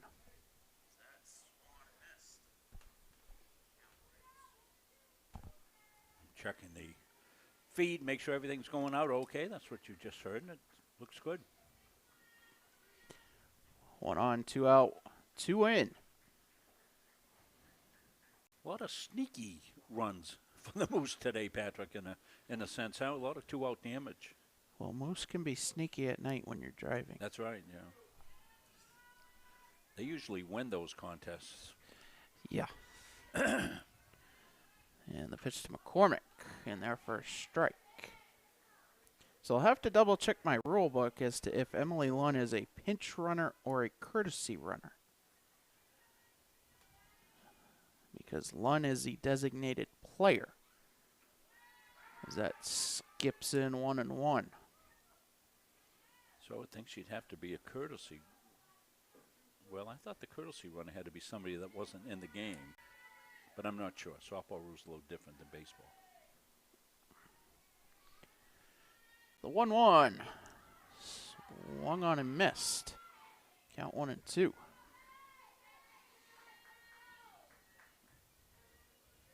Haley Turcotte now with 26 pitches in the inning.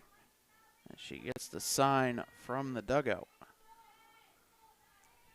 Looking to get out of the inning. The 1-2. Just missed. That'll even the count. Good take on a pitch just inside.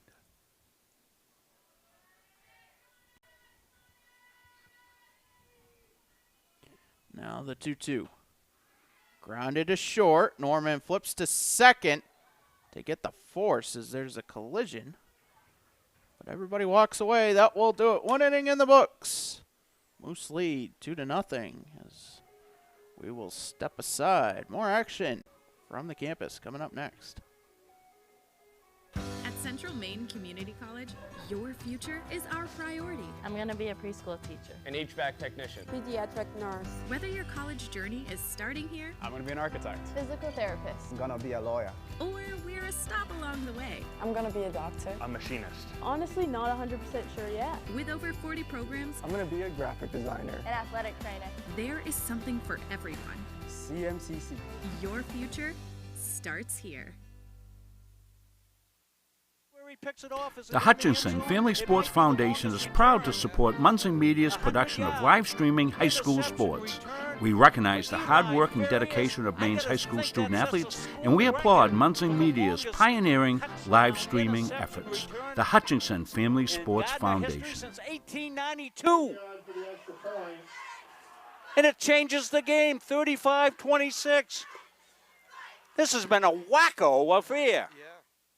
Our goal in public service is Back here for the top of the second inning. Moose with 2 runs in the bottom of the first. Shanna Parsons, 14 pitches back in the top of the first. Vanessa St. Pierre to lead things off. Melody Roussel, Olivia Field due up. And the first pitch of the second inning. Misses 1-0. So Audrey Nile did re-enter, which means Emily Lunn is done for the day. So that was a pinch runner back in the bottom of the first, as that is grounded foul. Count 1-1.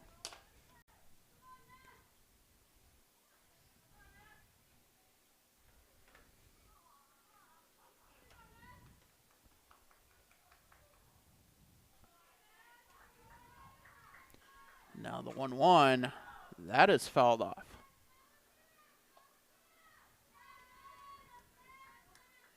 One and two the count. We're going to play a lot of this game in sunshine. And the offer upstairs to even the count. Game one, about 90 minutes. Doubleheader back earlier in the month. Also, both games were in under 100 minutes as that pitch misses 3-2. So both teams play at a rapid pace.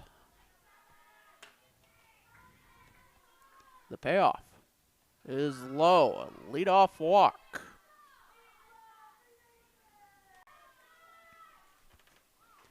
That will bring Melody Roussel to the plate.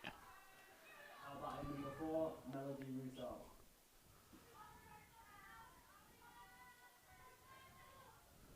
And the pitch in there for a strike.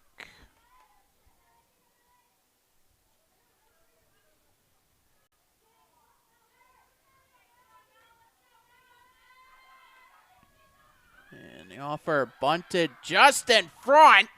The throw to first in time, but that will be a sacrifice. And that thing literally stood still in front of the plate. When time stood still. Famous 50 movies right there, Patrick. Okay. Olivia Field will step in. Nice bunt. Nice defense. Both ways. Well done. Sacrifice bunt. And the pitch popped up. Third base side, and Withy drops it. That was in and out of the glove. We'll wait for the official scoring, but the Mustangs now have 2 on with 1 out. Isabella Lyons will step in. Yeah, that looked like trouble from the get-go for Sam Withy. Just didn't look comfortable underneath it. And that pitch skips in 1-0. There's some wind.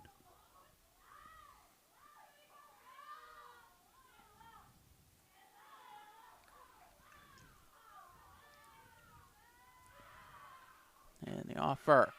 Grounded to third. Withy will tag the base herself to get the force. 2 away as Lyons reaches on the fielder's choice. Still 2 on for the Mustangs, and that will bring Madison Anderson to the plate. Anderson getting her first at bat. 3 for 7 on the season, .429 average with 1 RBI. Is that pitch in there for a strike?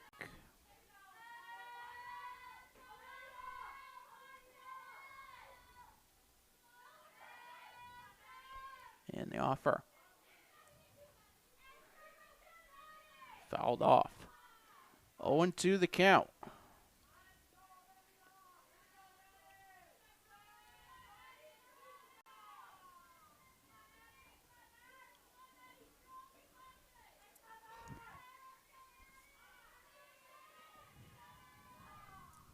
The offer. That misses 1-2. Shadows crawling out. The press box shadow out in the infield. You can see it just in behind the mound. 1-2. In there for strike 3. That will do it. Mustangs strand 2 runners as we head for the bottom of the second. It's 2-0. Well, no trivia questions today because we weren't planning on having this game here. Patrick's been good stumping the old guy, we call it. Yeah, the Moose are the home team.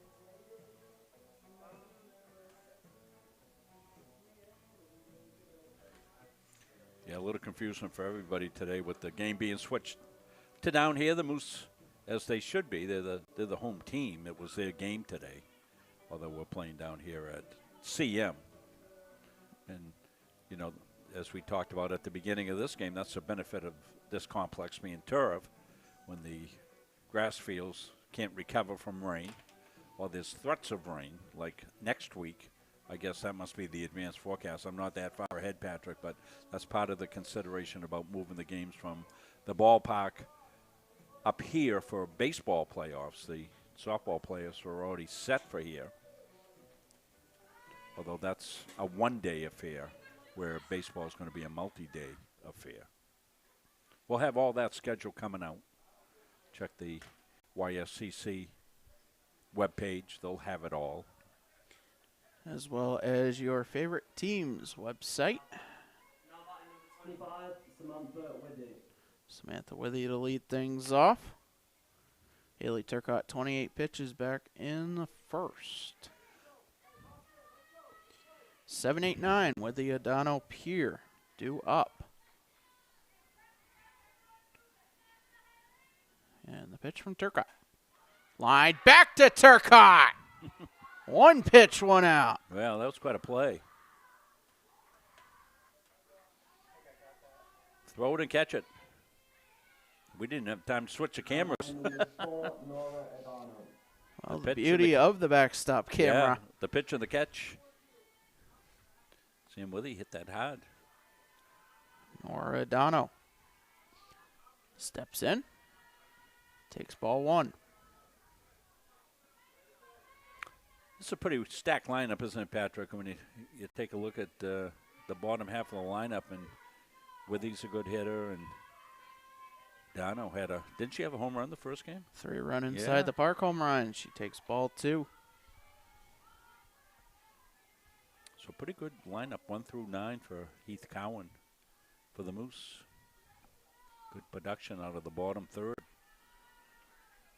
Now the 2-0. Outside. 3-0 count.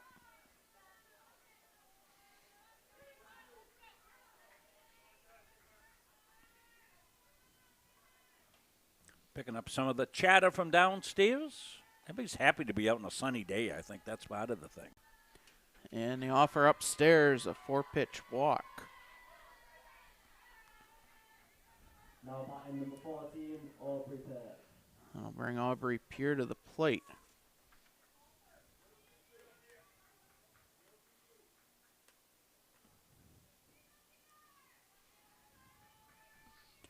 And the pitch from Turcotte. In there for a strike.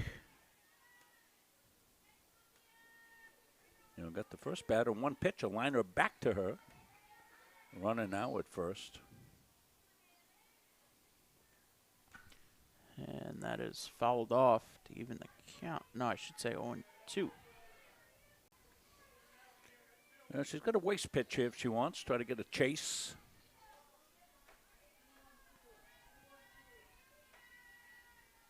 Look down at her sleeve where the codes are. The 0-2 is low. 1-2 the count. Been following along, watching some college softball this spring. Mostly I'd look to see, you know, how they're covering it, to pick up some tips and such. Boy, there's some dominant pitchers in college softball. The 1-2 upstairs to even the count. Yeah, when they can reach 70 miles an hour throwing underhand, that's saying something. And the ball's just right on top of you with the short distance. Hard to react. I can't even throw that hard overhand. As that pitch swung on and missed. 2 away. Number 21, Madeline Kunze. That'll turn the lineup over to Madeline Cote, who walked and scored a run back in the bottom of the first. 1 on, 2 out. One of the few strikeouts in the game today right there. Kids have been putting the ball in play for the most part. Pitch upstairs, 1-0. Cote also has a stolen base here in game 2.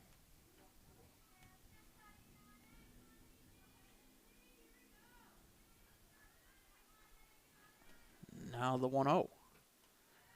Upstairs. 2-0 the count.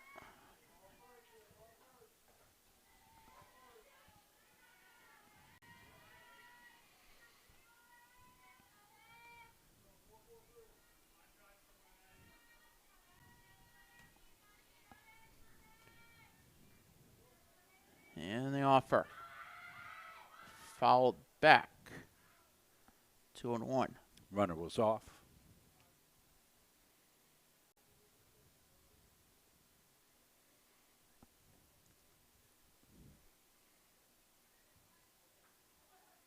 We've seen Vanessa St. Pierre from behind the dish have some good throws to second base. Now the home plate umpire, I believe, talking about something that Turcotte did in the circle. Yeah, so Phil Alley's out there explaining what he's seeing, and he's going to demonstrate it right here. Something with the ball and the glove and the coming out. Aha. So I don't know if he called that no pitch. Let's see when he gives the count.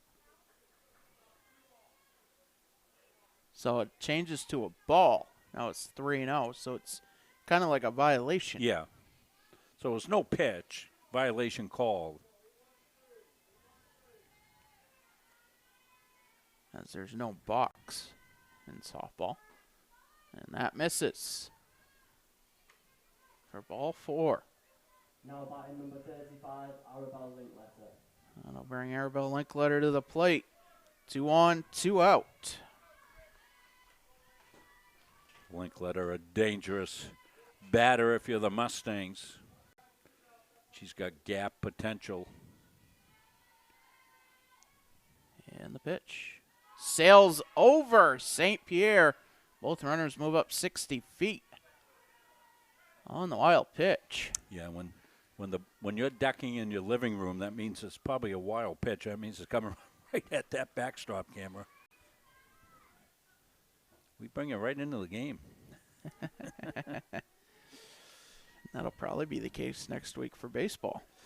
Well, I'm not sure. We'll probably try to get the center field camera if we can, Patrick. I'm scheming on that already. The 1-0 swung on a missed. Well, if I've learned one thing, never interrupt Rob Munzing when he's in his train of thought. Well, that train sometimes goes nowhere, I'll tell you, Patrick. The 1-1. That is fouled back. Have to find out if we can do playoff trivia.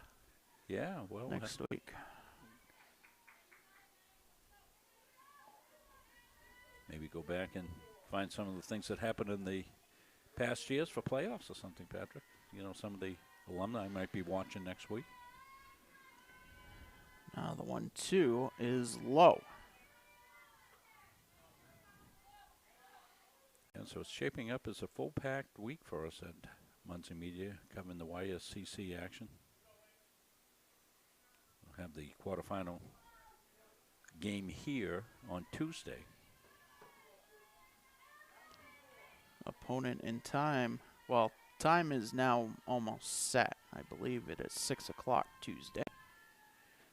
As that pitch misses 3-2. The opponent still to be determined. Yeah, and part of the timing is you'd like an evening. And one, you can play under the lights for sure. And two, less disruptions to end of the year classroom situations too as kids are finishing up. The payoff grounded third base side. Foul. We'll do it again.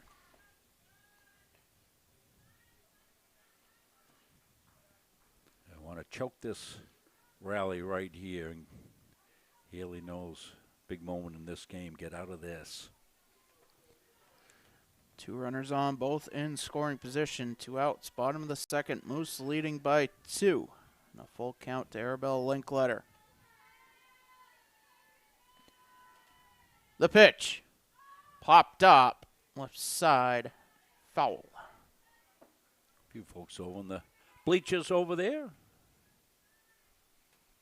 Nice crowd came in today on a short notice. Of course, if you're planning on going to the game, it's just a matter of changing the location. You can go to Augusta as well as you can go to Auburn. About a 45-minute drive in between. Once again, the 3-2. Line to short. Norman gets it down, but the throw over not in time. A run scores. We'll await the official scoring as Cote stays at second. Moose lead now 3-0 as the inning continues. Yeah, that was a good read by Cote at second base. You know, normally off on contact, but she read it because it was hit pretty hard. And she could have been the third out at third base had she gone. So I'm going to credit her with a good piece of running. That'll be scored an infield single for Linkletter. Natalie Gilman at the plate. 0 for 1, and she'll take ball 1. She had the walk-off grand slam back in the bottom of the 5th of game 1. She had a heck of a game. Flew out to center, left center, I should say, last time up. The 1-0. That's driven to left center, and that will drop in and past Kennedy Lampert. Cote in to score, rounding third, and in to score is Linkletter. It is a 2-run triple.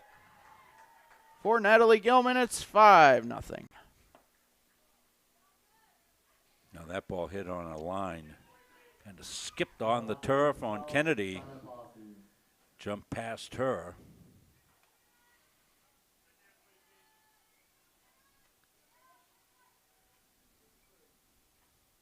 Moves out to an early lead. Game 2. Shanna Parsons 0 for 1. With an RBI and a run scored. As that pitch misses 1-0. Gilman 60 feet away. 3 runs in. You're in the bottom of the second. Boy, a lot of 2-out damage in both games by the Moose, Patrick. If we go back and look at that, we're going to find a lot of those runs scored with 2 outs. Pitch in their first strike to even the count. That's a mark of a good offense there to pick those runners up in scoring position with 2 outs.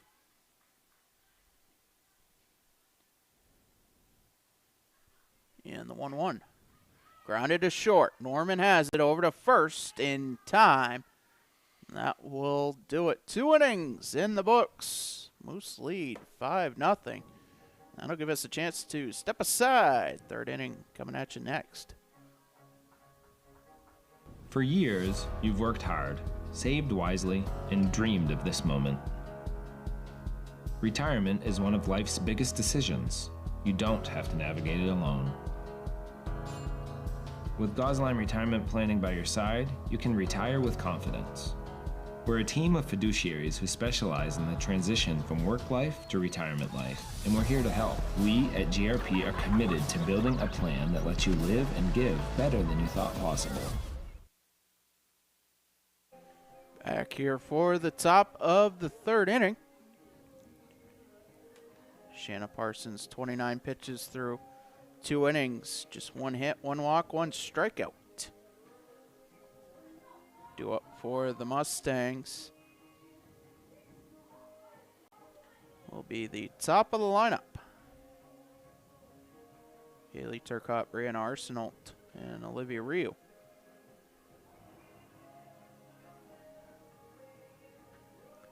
Time for some runs if you're the Mustangs. Get back in this thing. The runs have been hard to come by for the Mustangs. Only the 1 run so far in the game. Game 1, nothing here in game 2.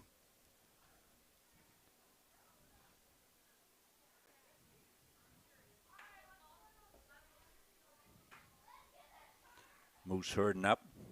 Now batting number 3, Haley Turcotte. Turcotte will step in. 0 for 1.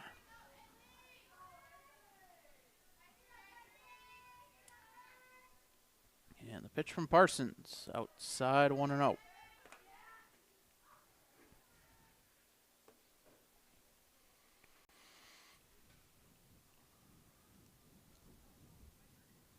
And the offer. Popped up right side. Cowan makes the diving catch. 1 away. Good catch by Cowan out of our area here. That we have that blind spot down the line. Brianna Arsenault will step in. And that is grounded to short. Cote ranges over and throws to first in time. And everybody checks on Cote. After the rather acrobatic play across her body to get the throw over. 2 up, 2 down.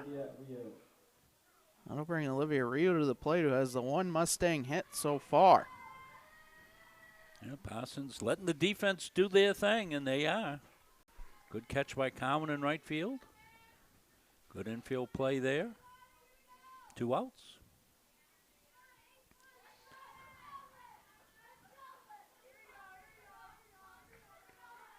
Now the 1-0.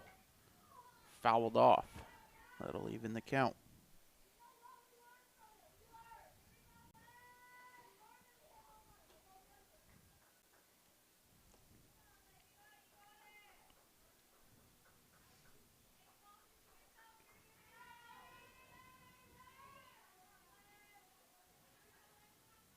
And the offer.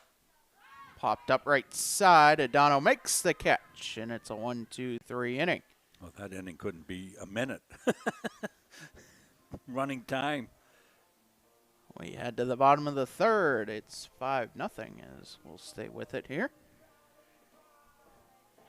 A busy week will be upcoming next week. And we'll have all the action for you from the campus of Central Maine Community College.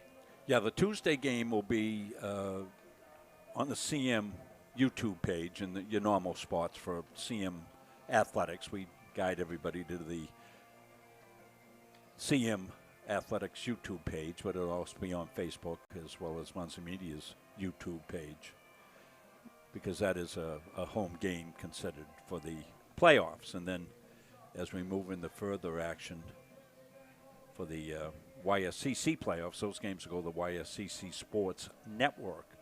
You'll find those games, and they usually have a per game or a tournament pass. Yeah, you can acquire. So that's what those will be. We'll be producing and sending it that way, as we've done for the soccer playoffs this year, as well as the basketball playoffs and softball last year. Now batting number 77, Audrey Nile. Audrey Nile will lead things off here in the bottom of the third. Moose up by 5. You know, Haley looking for a shutdown inning. Get her teammates back at the bat, see if they can't get those ringings. And easier said than done against this Moose lineup. And the pitch, that is fouled off. Count 0-1. Nile 1 for 1 here in game 2. Addison McCormick, Sam Withy due up here in the bottom of the third.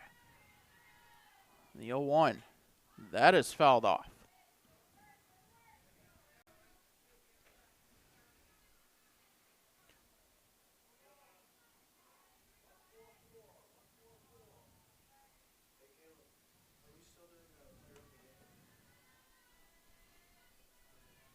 And the offer upstairs 1 and 2.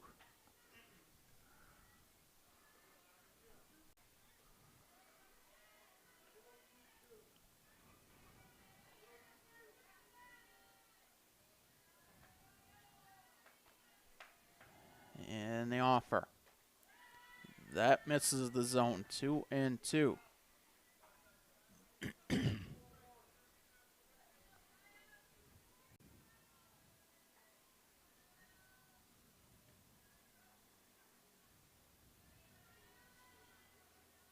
And Turcotte deals. That misses 3 and 2.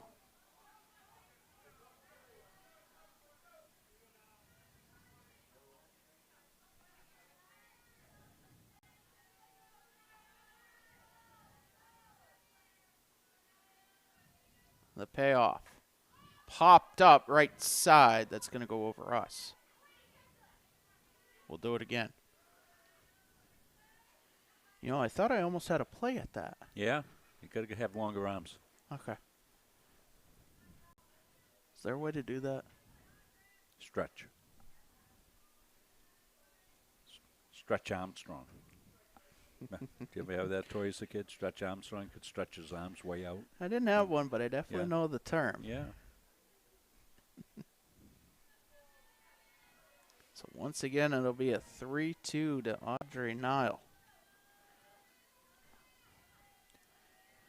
And the pitch. That is fouled back. Yeah, good battle royale going right here. Nile. For the Moose. Trying to best Haley Turcotte.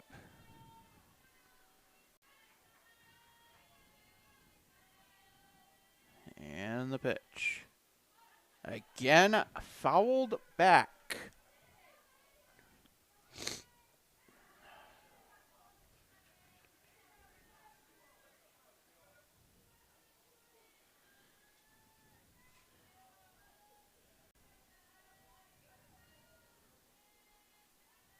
The offer.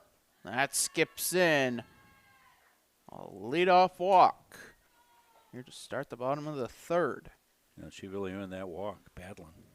Now batting number 15, Addison McCormick. And for the second time today, she will be pinch run for. As Reagan Cowan, for that matter, since she is the flex player, she will go into the game, and that's going to be it for Haley Turcotte. As McKenna Ridlin will take the ball in the circle. Here in the bottom of the third.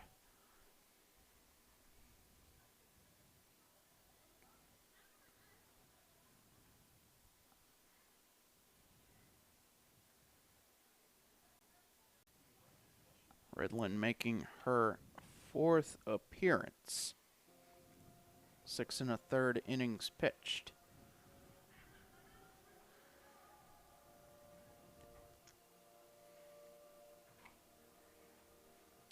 So for next week, what we have, the Wednesday game's been moved to Tuesday, and that's looking at the advanced forecast, looks a little bit better.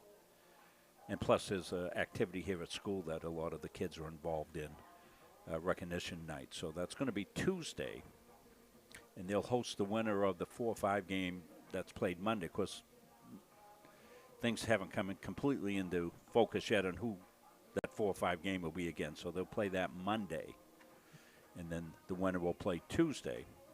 I will say NHTI has locked up the number 4 seed, so it will either be UMA or Great Bay traveling to Concord to play that game. What does the win today for UMA do? I mean, that puts helps them more likely to the 5 seed Yeah. to then go to NHTI. Okay. So Great Bay more than likely will now travel to either York County or Southern Maine Community College, which that will be decided on Saturday as to who will get the bye between the Seawolves and the Hawks. And the first pitch from McKenna Ridland misses 1-0. Okay, let's see if we got the scoreboard up today. We've got a runner at first. No outs, right? Yep. 1-0 on the count. And we're in the bottom of the 3rd. So Turcotte moves to short. As that pitch in there for a strike to even the count. Ridland to the circle. And that is the only change for the Mustangs here in game 2.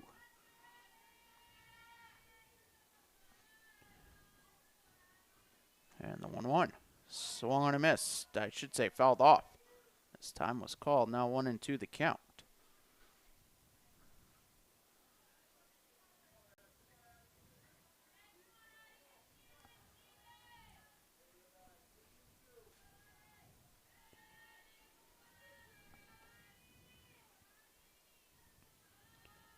Now the 1-2. Grounded foul, third base side. We'll do it again.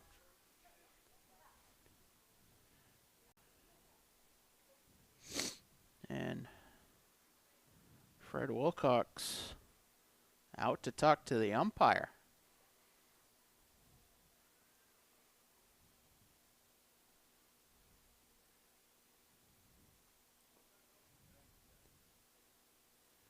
Wanted an explanation. Yeah, okay. Not sure what it was. So again, it'll be a 1-2 to McCormick. 1 on, nobody out. Bottom of the 3rd. Moose leading 5-0. As Ridland gets the sign.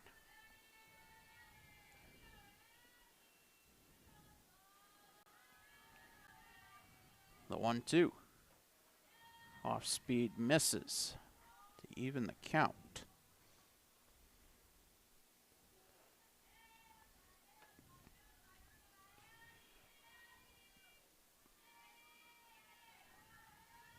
And now the 2-2. Driven to left, and Field makes the catch. 1 away. Yeah, nice play out in left field by Olivia. Now by number 25, Samantha Withy. Fielding her position well was Field. Sam Withy steps in. 0 for 1. As that pitch upstairs 1-0. In the background, the Mustangs baseball team has returned to campus.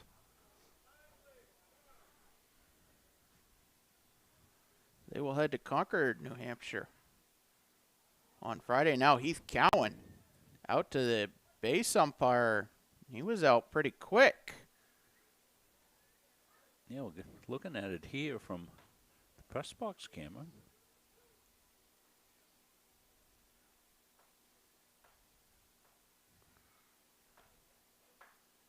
Yes, he's getting an explanation. Yeah, not sure what all the talk is about. If we'd known, we would have mic'd everybody up, but I want to give you the story behind the story. Not sure what's going on. So Now the 1-0 to Withy. That is upstairs.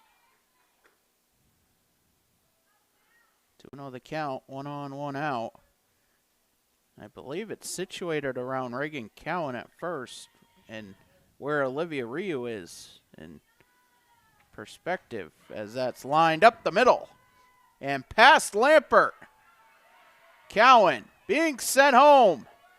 Withy heading into third, the relay not in time. It's a triple and an RBI for Sam Withy, and it's 6-0. Now batting number 4, Nora Adorno. Bring Nora Adorno to the plate.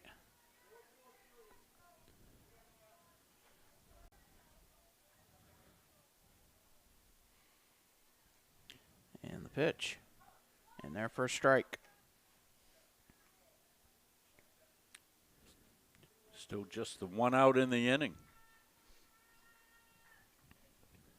Runner 60 feet away. And that skips in.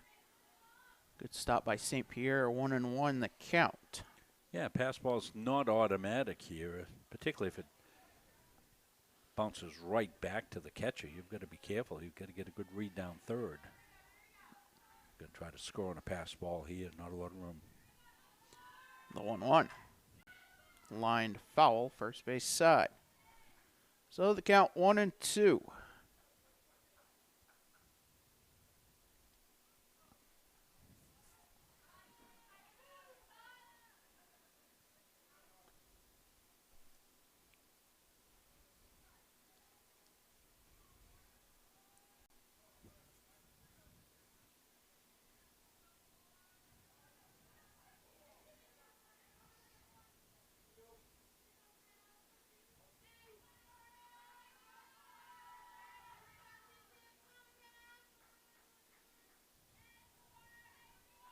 And the 1-2. Swung on a missed. Strikeout from McKenna Ridland. 2 away. A little high heat by McKenna. Got the swing and a miss. And Heath Cowan. Heath Cowan's going to go to his bench. Yvonne Roberge, the junior from Woodchester, Vermont. Multi-sport athlete. We'll get her first at bat of the day. 333 on the season.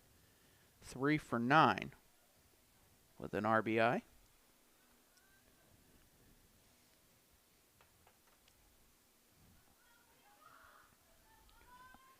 She'll bat for Aubrey Peer.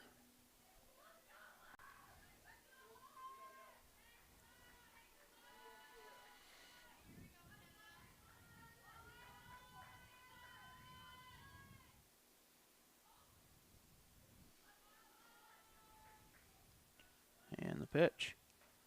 The off speed hits the zone, 0-1.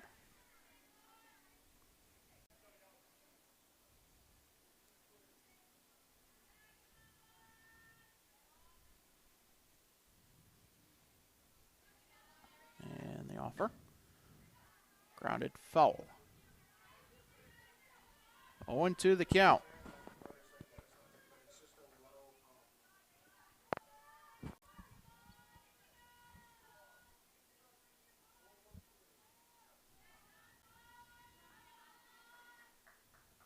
One on, 2 out. 1 run in. Pitch upstairs. Now 1-2.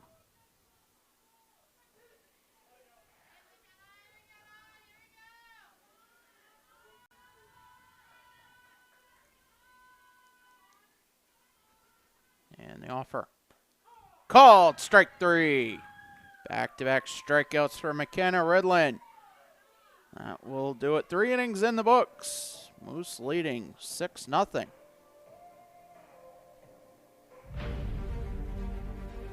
USCAA provides our program exactly what they say, a chance for small colleges to compete.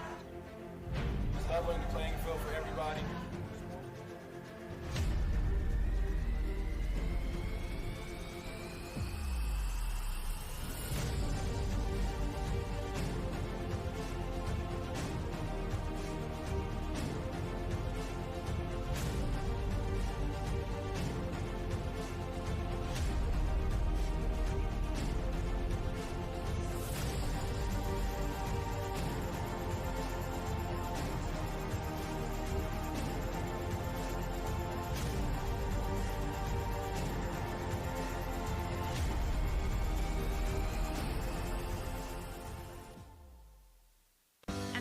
Maine Community College, your future is our priority. I'm going to be a preschool teacher. An HVAC technician. Pediatric nurse. Whether your college journey is starting here I'm going to be an architect. Physical therapist. I'm going to be a lawyer. or we're a stop along the way. I'm going to be a doctor. A machinist. Honestly, not 100% sure yet. With over 40 programs, I'm going to be a graphic designer. An athletic trainer. there is something for everyone.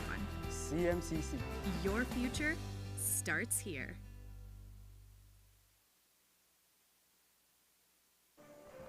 Back here for the top of the fourth inning.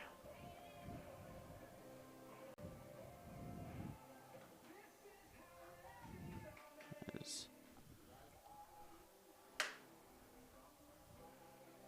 the infield going to talk things over here. The home plate umpire talking with head coach Fred Wilcox. Yeah, we've had a lot of umpire coaching confabs.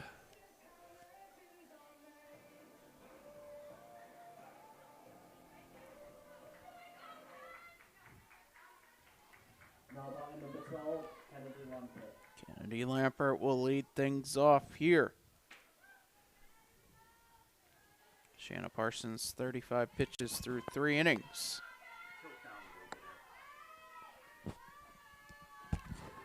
And the first pitch of the fourth is low, 1-0.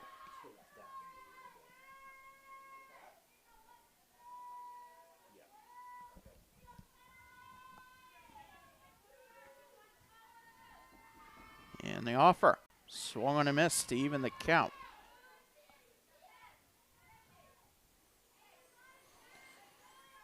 Lampert, St. Pierre, and Roussel due up. Thought somebody was knocking at the door. It's down in the dugout, I believe. Kind of rally up on the Mustangs. The 1-1 swung on a miss. Mustang Sally. Wilson Pickett. That's it. Famous song in the movie Roadhouse. 1-2 upstairs. 2-2.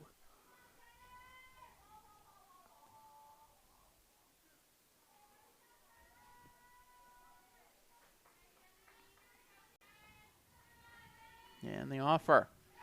Grounded to third. Withy has it over to first. 1 up, 1 down.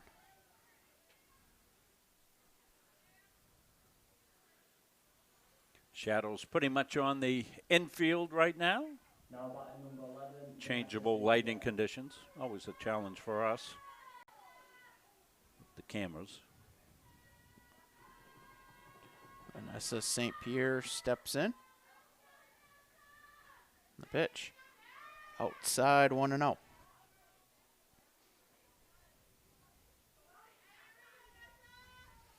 St. Pierre drew a walk.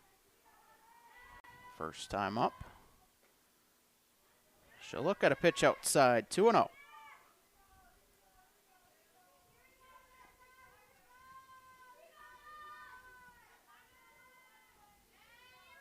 Parsons has to shield the rise a little bit. Pitch popped up. Right to short. Cote makes the catch. 2 up, 2 down. Now batting number 4, Melody Roselle. That'll bring Melody Roussel to the plate.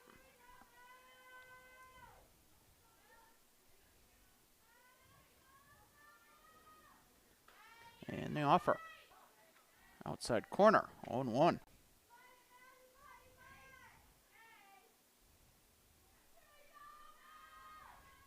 Shanna Parsons looking for a 1-2-3 2-minute inning.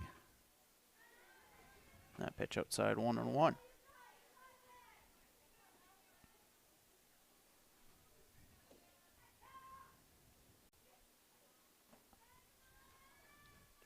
And the offer. Outside 2-1. See Parsons shading her eyes. She does have the sunglasses on, but she's got to shield her eyes to be able to see what the count, or what the pitch is. The offer fouled back. 2-2.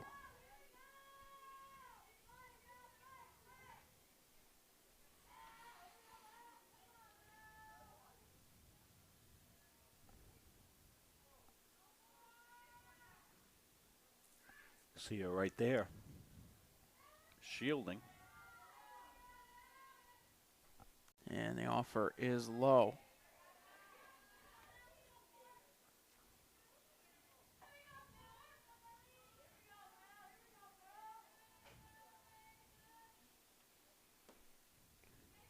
The payoff. Grounded to third. Withy. Over to first. In time. That will do it. 3.5 in the books. Moose lead 6-0. And this game is on Screech as well. We had a fast game. What was the first game, Patrick? I would say right around or under 90 minutes. Yeah. This one moving along as well. I think Evan Bilodeau coming in on short notice. He's one of those kids you can really count on. All these kids here doing a terrific job for us as student interns. We're going to need a bunch of them next week as we get set to bring you lots of baseball. I was going to say, does Professor Munzing have a final exam ready? Yeah.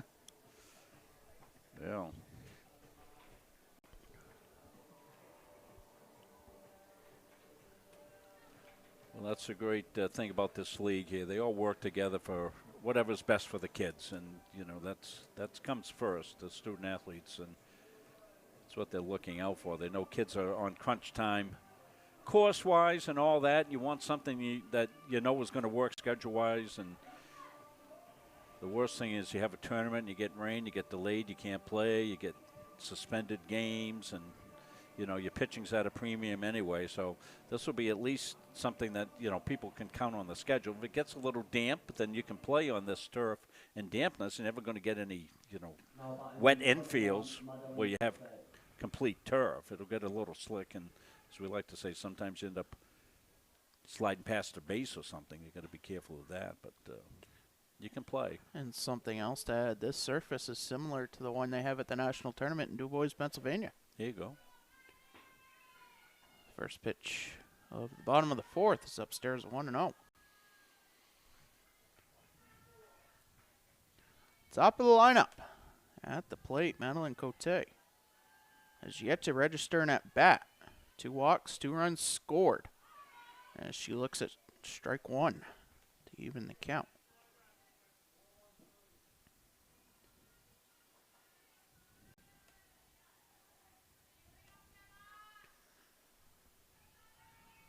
And the offer winds up behind Cote, 2-1.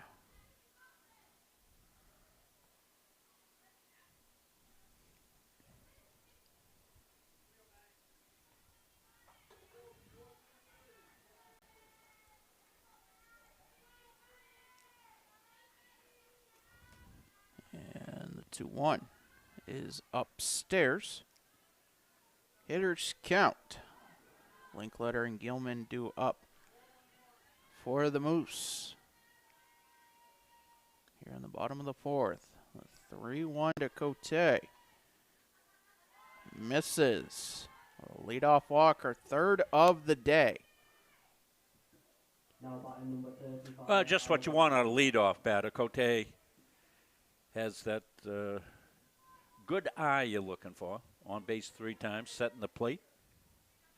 Good wheels. Arabelle Linkletter 1 for 2 with an RBI and a run scored. She'll look at strike one.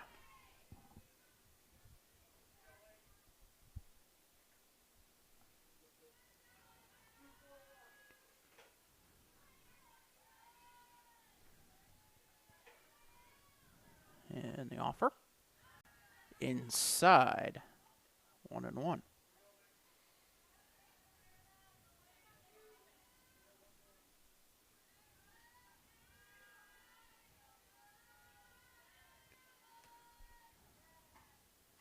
And the pitch now outside.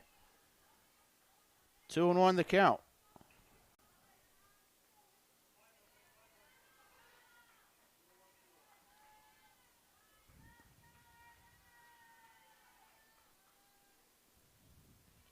And the offer swung on and missed. 2-2. Took a little off that one. Got Linkletter out on the front foot a little bit.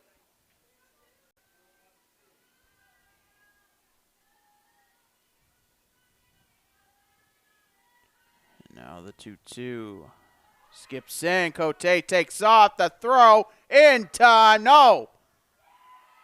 It was out of the glove of Turcotte. Yeah, it just came out at the last minute. You saw it. Got a pretty good look from the backstop camera. Count now 3-2. Cote in scoring position at second. Nobody out. Bottom of the fourth. Moose looking to get to the 8-run differential to get the shutdown inning in the top of the fifth and end game 2. Pitch grounded to short. Turcotte over to first in time, and the throwback to second. Cote gets back in. She thought about heading to third on the throw. Yeah, well played there by the Mustangs. So 1 on, 1 out. Natalie Gilman to the plate, 1 for 2, 2 RBIs.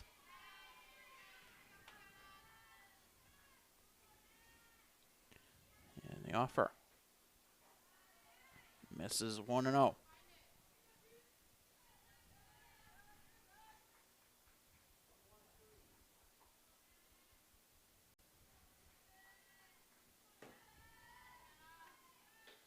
That sails up. 2-0.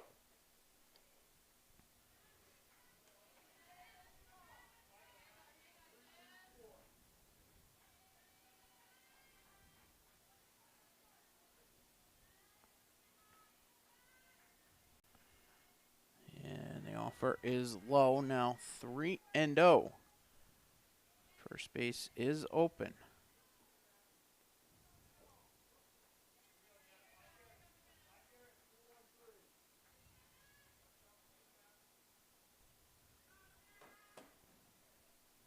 And the pitch.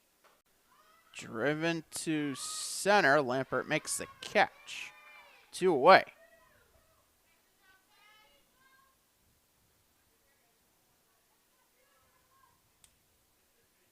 That will bring Shanna Parsons to the plate. Looking to help her cause. 0 for 2 with an RBI and a run scored.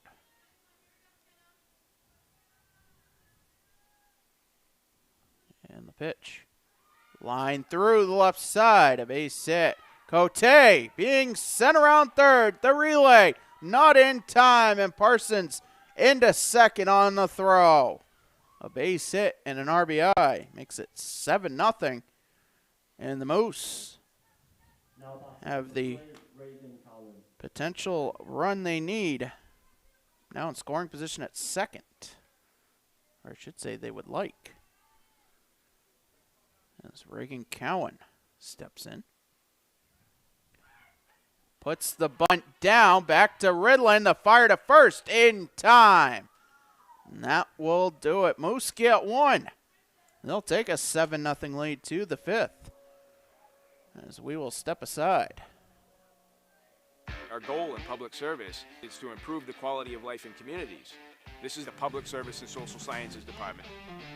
We originally started with criminal justice, and then we added more programming. I'm in the forensic science program. I want to become a state fire investigator. State trooper. I want to be a game warden. Forensic psychologist. Behavioral health professional. CM offers a lot more hands-on learning than most places. The only way to give them that experience is to do that through immersive scenario training. You actually dust for fingerprints. Learning how to go through, take pictures, what to look for. We are the only college in the state of Maine that offers a third-year advanced certificate in police operations. It is a great way of excelling your career and jump-starting you onto that path. Public Service Simulation Center allows us to fully implement an immersive training environment. Can I see your other pen? You just don't want to get boxed in. We teach de-escalation and empathetic communication to better address community needs. The instructors are awesome. They really care about our education. We have people that teach who have been members or are actively members of these industries. This is a one-of-a-kind program. It's preparing me to have a step up in my professional career. Here at the school, they're really invested in our education. It's a nice environment. Back here for the top of the fifth. Moose leading 7-0. Game 2 of our doubleheader. As Olivia Field will lead things off. Isabella Lyons, Madison Anderson, 7-8-9 due up for the Mustangs. Shanna Parsons, 49 pitches through 4. First pitch of the 5th and their first strike.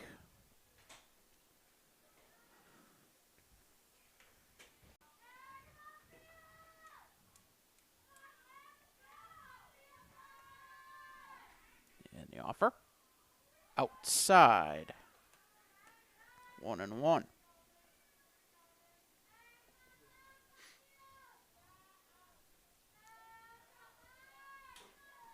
And the offer.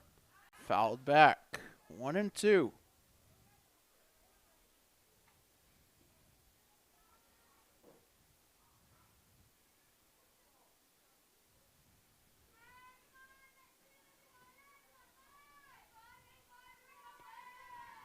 And the pitch. Just upstairs. 2-2.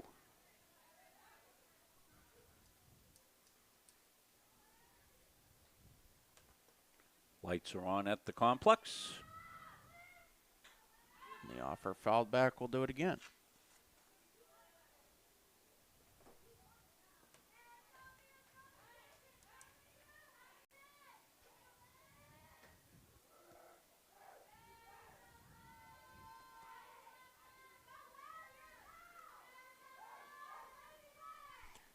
And 2-2 popped up right side. Adano makes the catch. 1 away.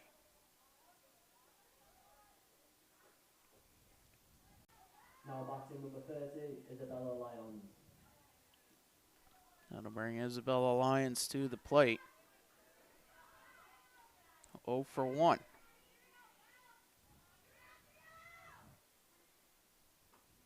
And the offer misses 1-0.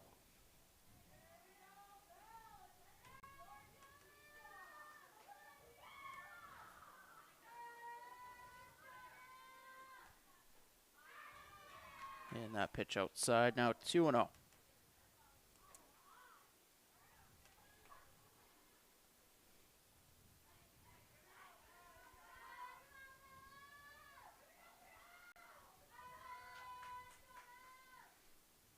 Parsons misses outside, 3-0.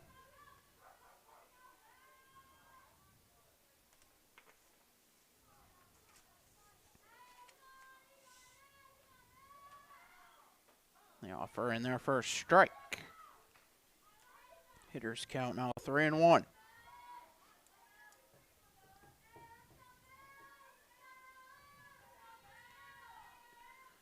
That pitch popped up just behind home plate, and it'll drop foul. 3-2.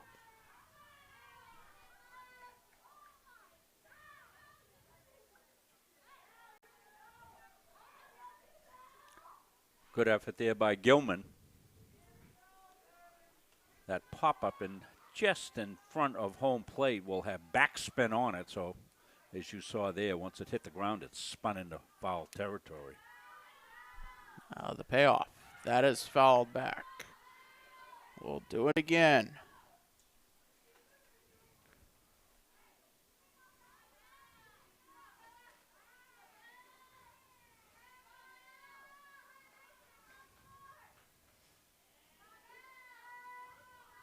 And the offer misses up for ball 4.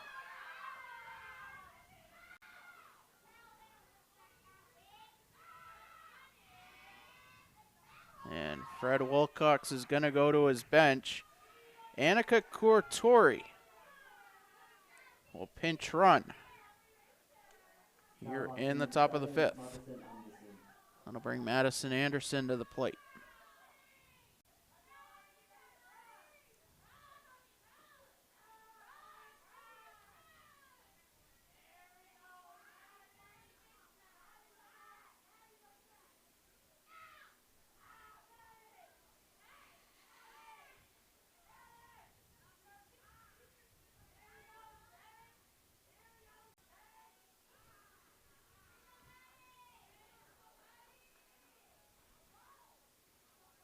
And the offer fouled off in the box, 0-1.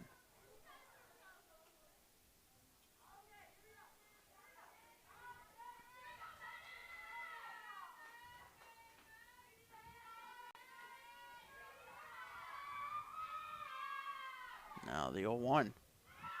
Grounded third base side, foul. 0-2. I rolled a long ways. All the way down the line and left.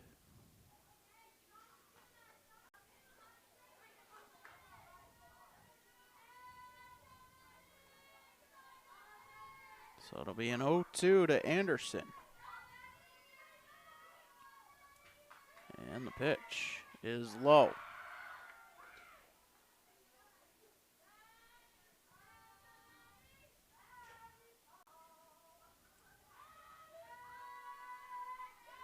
The 1-2.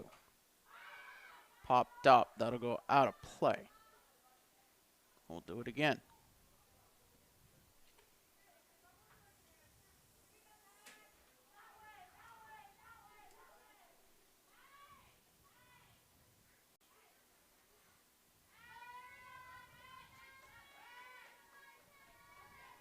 Once again, the 1-2.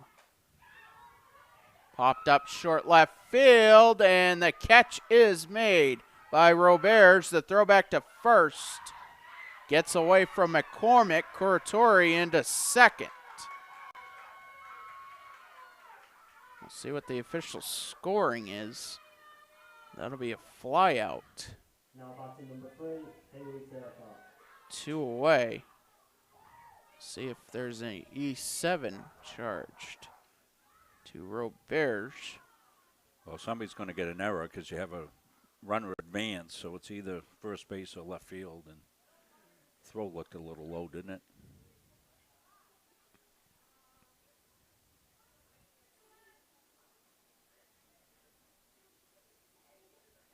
What are you waiting for? Game changer? Yeah. Yeah. Who's So- doing? Who was that being done from downstairs? Yeah, down on the bench. So that's the official. It's coming out of the official book downstairs. The pitch driven into short right center, and the catch is made. That will do it. Moose looking to get one in the bottom of the 5th to walk game 2 off. We'll see if they can do that, as we'll stay with it here. Well, hope you enjoyed this doubleheader. Both fans of both teams here today. Finally, a pleasant day to play ball. Sun was out for all the game. Lights are on here at the complex. It's got a little chillier, but we started the day at about, 51 or so degrees, maybe 52 degrees. At game time, it's 49 right now, so not bad at all. A little breeze. But compared to what we've had for most of the spring, pretty good, as Larry David would say. Due up for the Moose, Addison McCormick, Sam Withy, Nora Adano. 6, 7, 8. Somebody's coming out with a Larry David biography. I'm not sure if it's a Netflix thing or what it is, but well, when I think biography, yeah. I think book Yeah. right away.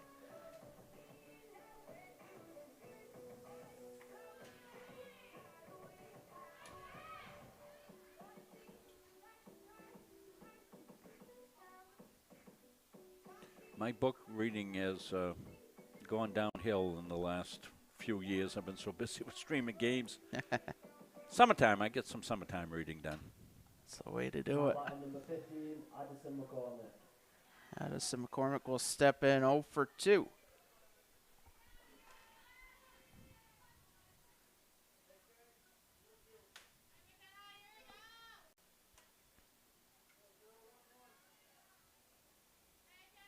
McKenna's done a real solid job up in the circle here, coming in. That pitch line to third.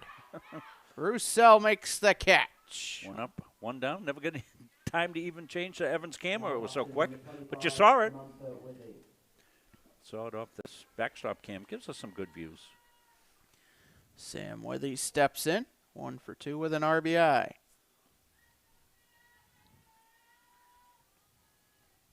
And the pitch. Grounded to second. Arsenal has it over to first. 2 up, 2 down.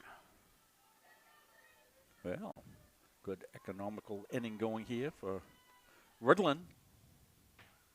Now batting number 4, Nora Adano. Nora Adano steps in.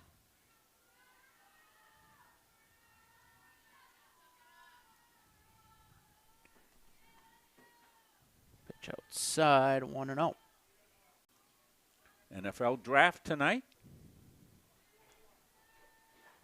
I watched draft day last night. Yeah. The 1-0 inside.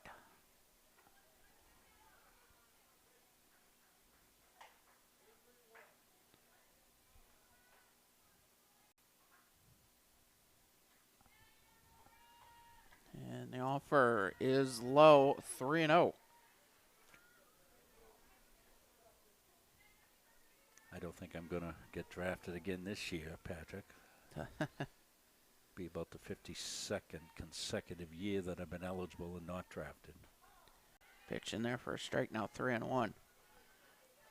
Although I don't know if you know, Patrick, Steve Grogan and I played quarterback in our same years and graduated the same years and tied for Heisman votes. Did you know that, Steve and I? Pitch inside, a 2-out walk. Why does that name sound familiar? Steve Grogan was a quarterback for the New England Patriots. Okay. Yeah, great player for them. 1975 graduate. He got no votes, and I got no votes that year, so we tied. The pitch to Pierre misses 1-0. Well, I can probably say the same, but at least getting drafted might have a different term. Yeah, back then. As the 1-0 fouled back. But luckily, I'm above the age of 26 right now. Well, back my generation, we had an actual draft lottery that was broadcast, and they would pick your birth date out. And some birth date would end up number 1. You were likely going to get drafted. That was a scary time. You just, on pins and needles, seeing what your number was going to be. It was for the Vietnam draft. Now the 2-1. Line to short. And the catch is made by Turcotte. That will do it. We head to the 6th. It's 7-0. Oh, good job there, McKenna, getting out of that inning. And we'll play on. Good job by her. That's what the mindset was going in that inning. Let's shut them down. Get another at-bat, so they will. Let's play ball. It's been a long, cold, wet spring, and the more you can play in good weather, the more you like it. Only the 3 teams playing in the YSCC softball league this year. These 2 teams, along with the Seawolves of Southern Maine Community College, Seawolves and Moose in national rankings.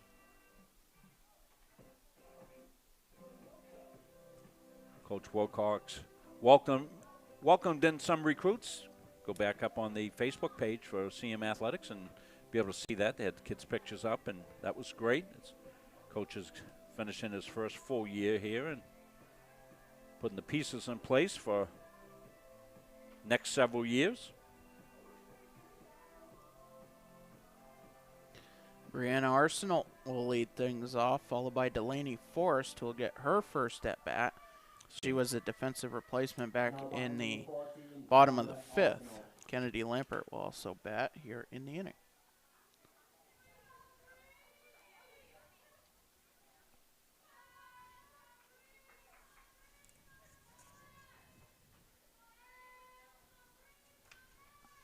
And the first pitch of the 6th.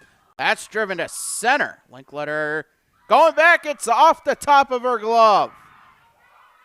And Arsenault into second to start the 6th inning off. Now there you go, little bingo. Ball carried away from Linkletter in center field. Ends up being a double.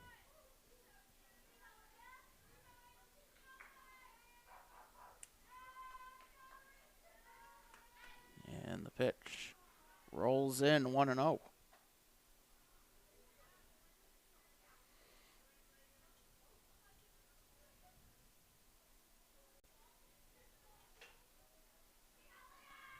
And the offer. That's driven out to left, but out of play. 1-1 the count. And I should correct myself. Olivia Ryu does re-enter for Delaney Forest as that's popped up right side. Adano makes the catch. 1 away.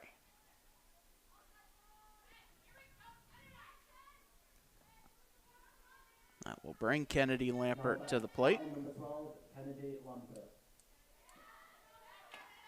1 on, 1 out.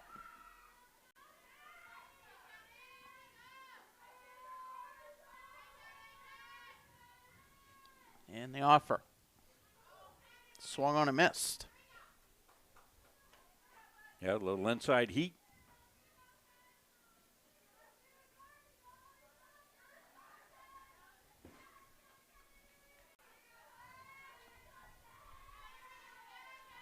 And the 0-1. Driven to right. Cowan has that go under her glove and past her. Arsenal rounds third. She will score. Lampert coming around from third. She will score. And it's 7-2.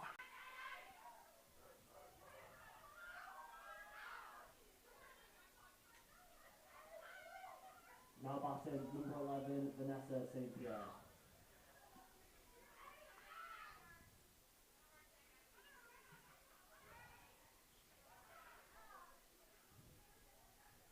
Vanessa St. Pierre will step in. Base is empty, 1 out. That's lined to right center, I should say, and it splits the outfielders. Rolls to the fence. St. Pierre heading for third. The throw offline, and she slides in safely with a triple.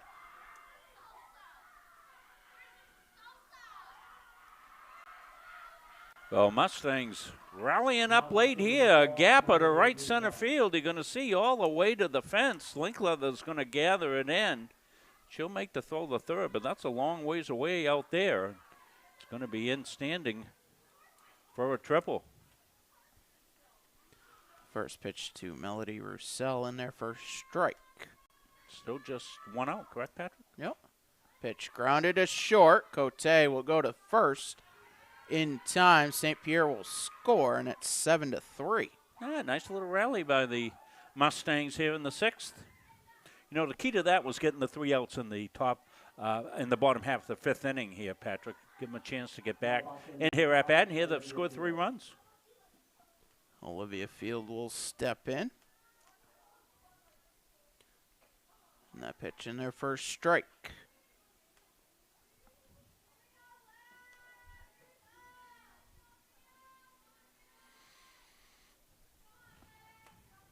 And the 0-1. That misses up to even the count.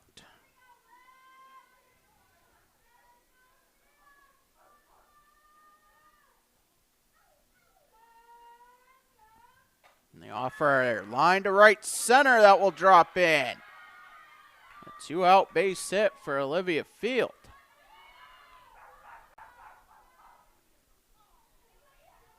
Now batting number 30, Isabella Lyons. That'll bring Isabella Lyons to the plate as she will re-enter.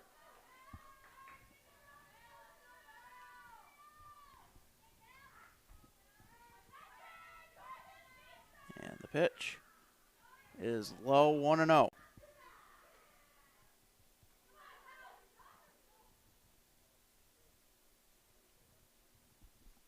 First real offensive explosion here in the both games for the Mustangs coming here in the top half of the 6th inning of game 2. Now after the first pitch of the at-bat, the change being made on the umpire's lineup card, which it should be done before the first pitch of the at-bat. Player re-entering. As Lyons grounds that one up the middle. Field will stop at second. Back-to-back base hits for the Mustangs. Now batting number 7, Madison Anderson. That'll bring up Madison Anderson.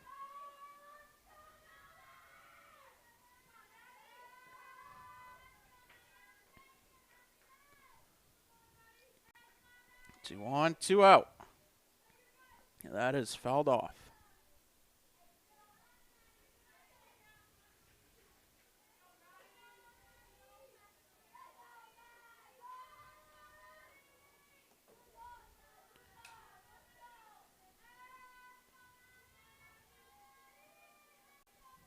You got 1. That is fouled off. 0-2 the count. Mustangs made contact, and now they're finding some holes for that contact, Patrick. That's the difference. 3 runs in the inning, 2 more base runners on. 0-2 count to Anderson, and that skips in. Runner takes off for third, and Field slides in safely. 1-2 the count, and a stolen base for Olivia Field, and that's an aggressive move here in the top of the 6th. Yeah, puts herself 60 feet away. 2 outs, that's risky. Count, Patrick. 1-2. Driven to center, and that drops in front of Linkletter. Field scores. Another run. And it's 7-4. That's going to turn the lineup over to Haley Turcott. Yeah, a lot of this with 2 outs for the Mustangs. Haley Turcott.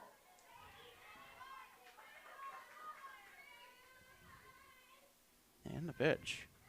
Skips in 1-0. Oh, not only have the Mustangs extended play, they're 7-4, they're back in this. And the offer. Fouled off. Not leaving the count.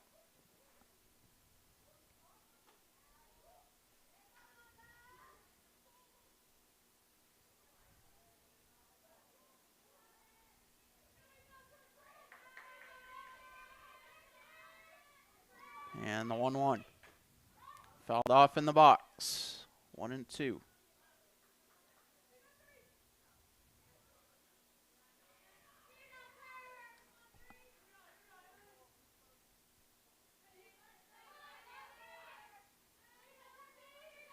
Now the 1-2. Fouled back. We'll do it again.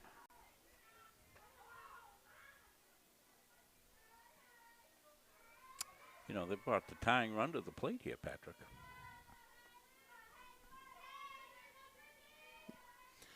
The 1-2. Outside. That'll even the count. Do you dare say, Rob?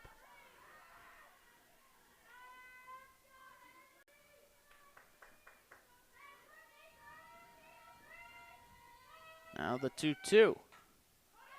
Popped up right side, and Cowan makes the catch. That will do it. Mustangs get 4. We'll head to the bottom of the 6th. Moose leading by 3. So just a bit ago, when it was 7-0, we thought the 8th run would be the walk-off run.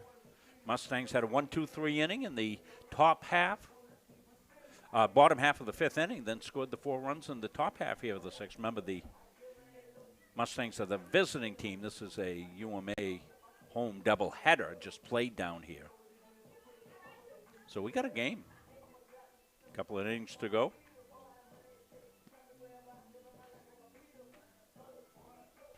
Moose can still walk off game 2 with a 5-run inning.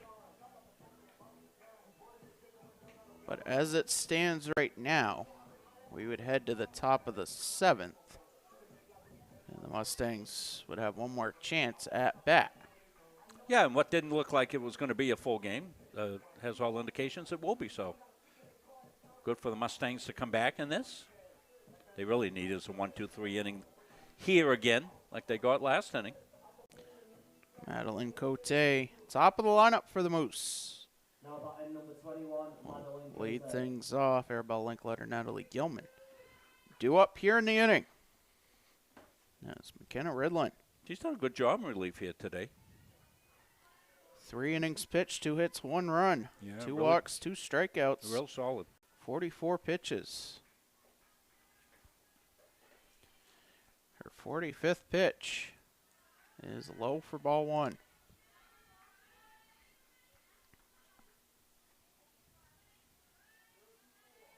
Cote yet to register an at-bat today. 3 walks, 3 runs scored. That's in their first strike.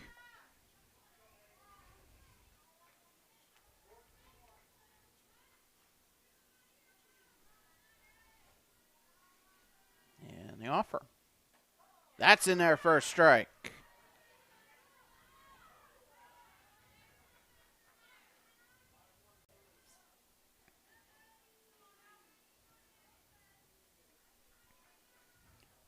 And the offer is low now, 2-2. Yes, missed there.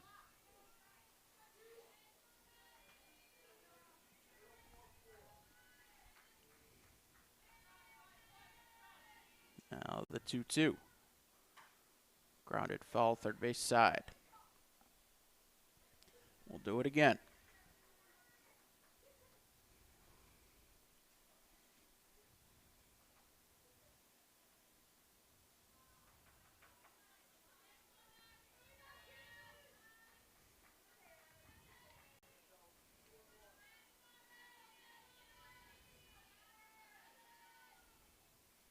Now the 2-2. Outside, full count.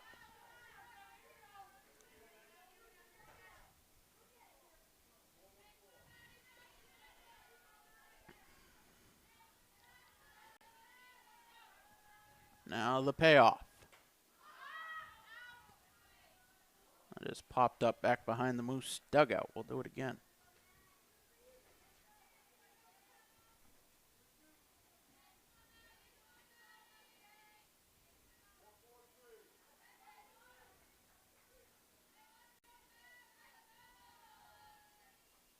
And once again, the 3-2. Line to right, that will drop in. Cote heading for second. A lead-off double. That will bring Arabelle Linkletter to the plate. Now batting number 35, Arabelle Linkletter.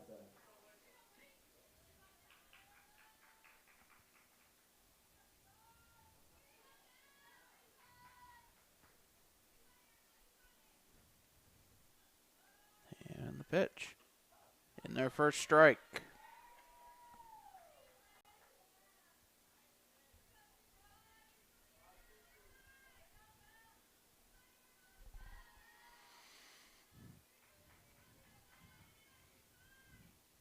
And that skips in St. Pierre with a good stop back behind Linkletter. Yeah, Vanessa. Active back there. Been impressed with her all season long. She's a really good receiver.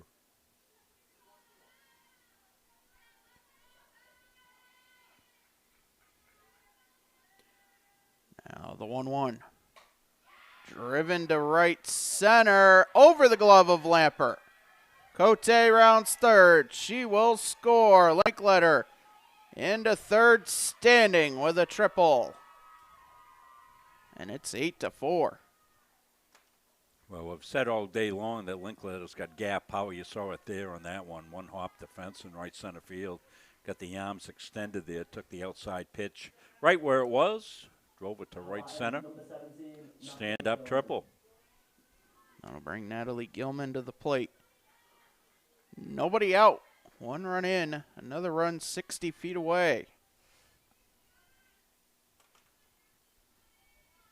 And the pitch. Inside 1-0.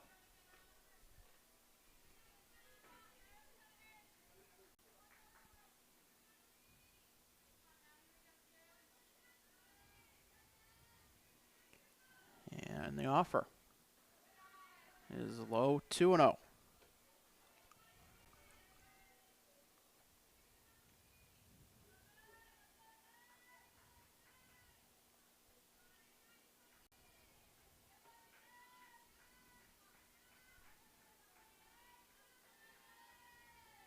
And the pitch. Outside, 3-0. Just missed.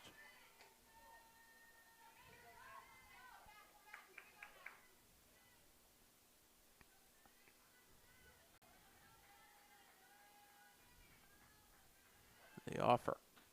In their first strike. Hitters count 3-1.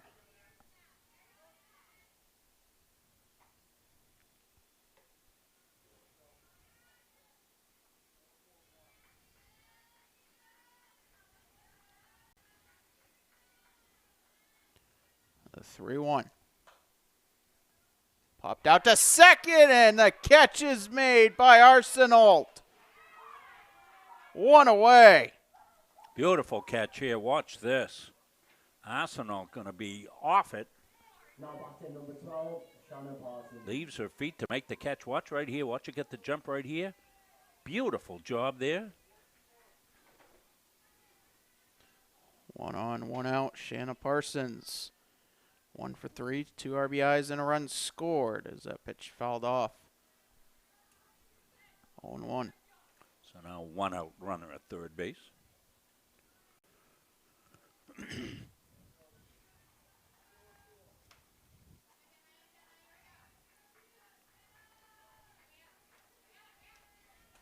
The 0-1. Driven to the left, but foul. 0-2.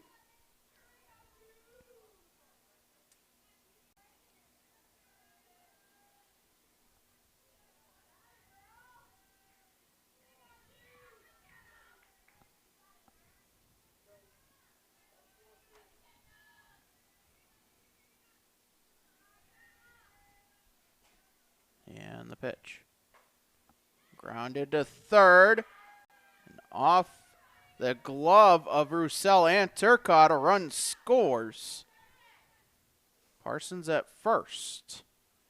Still 1 out in the inning. That'll bring Reagan Cowan to the plate. Now batting number 3, Reagan Cowan. 9-4 our score.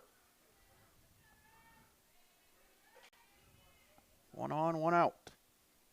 2 runs in. Scored in E6. The pitch from Redland. Upstairs 1-0.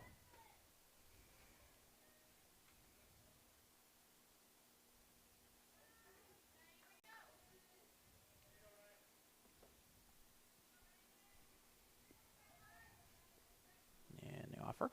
Inside. 2-0.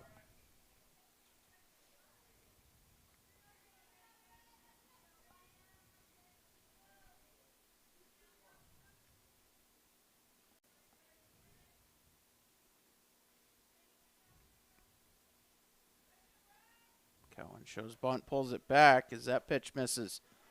3-0, a quick throw to first.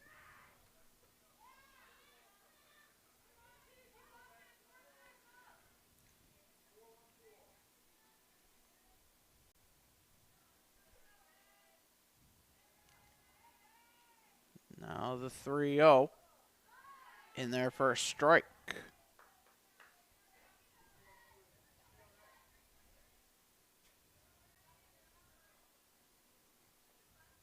Now the 3-1.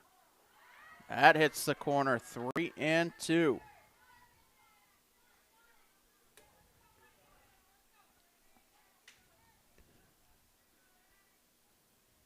The payoff. Skips in. A 1 out walk. Puts 2 on. And the winning run Now batting number 15, Addison McCormick. will step to the plate, and Addison McCormick.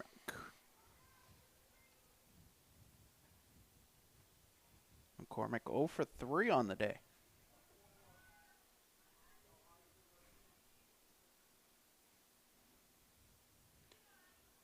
And the pitch.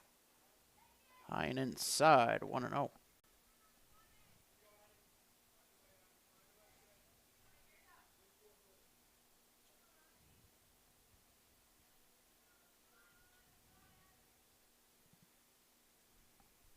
And the offer. It's the zone to even the count.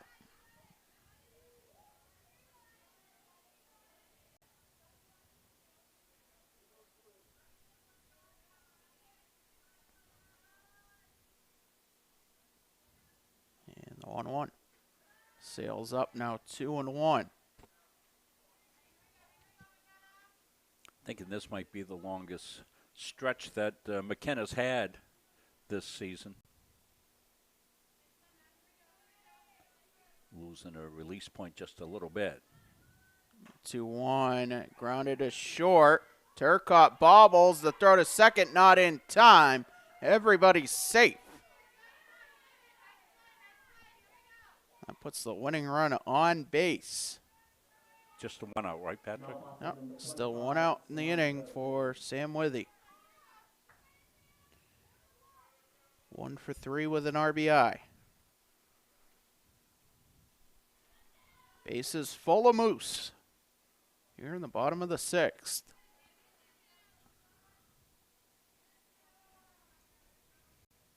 The pitch. Fouled back. 0-1.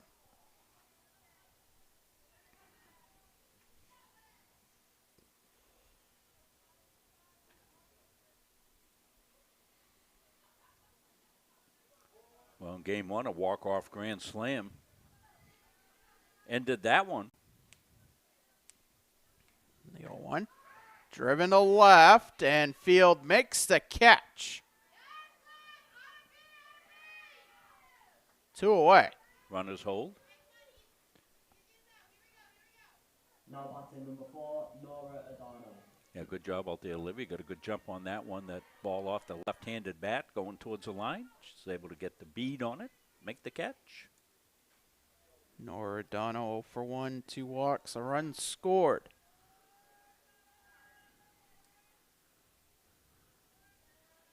The pitch. Upstairs, 1-0.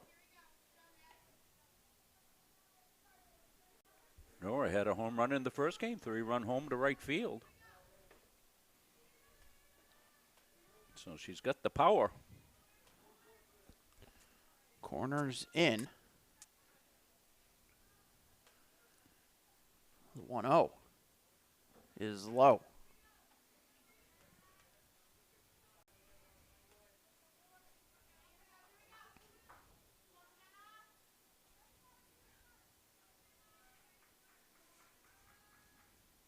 Now the 2-0. Inside. 3-0. No place to put Adano. Yvonne Roberge waiting on deck.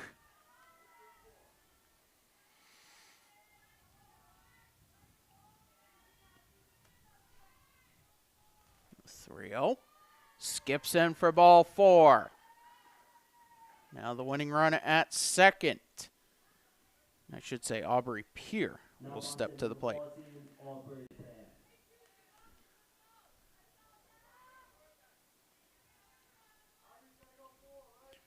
Bases loaded, 2 outs. Well, the Moose would like to walk it off, and Mustangs like to get another at-bat. They put up 4 in the last inning. Pitch low and in, 1-0. And McKenna struggling. She gets her pitch count up a little bit. She's been very good around the plate.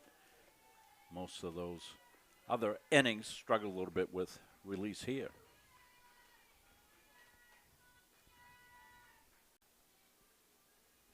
Now the 1-0. Hits the zone. 1-1, a quick throw to third. So 1-1 the count.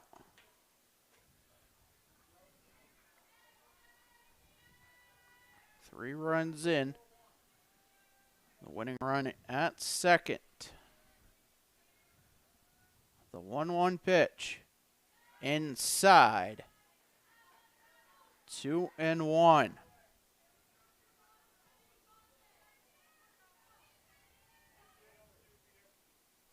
Top of the lineup, waiting on deck. Madeline Cote. The 2-1. Hits the zone to even the count.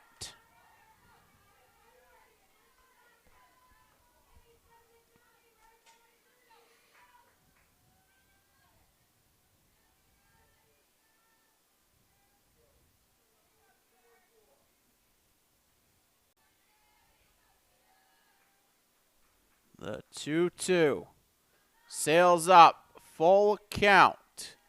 The Again, another throw to third. Not in time. Full count. Bases loaded. 2 outs.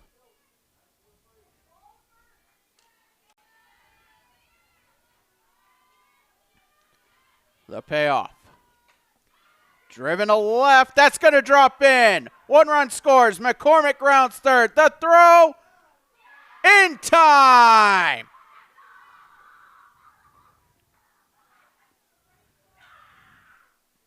We will head to the 7th inning. And it's 11-4 and Addison McCormick. Yeah, she came in with a difficult slide at home, and see if she needs medical attention or whether she'll go out in the field here for the top of the 7th. Well, it got a little exciting there, didn't it, Patrick? I don't know whether or not that was going to be the walk-off run, but the Mustangs will get another at-bat. So that's good to see for them. Trailing by 7. A lot of work to do here in the top half of the 7th inning. Glad you could join us today. And a good day for softball.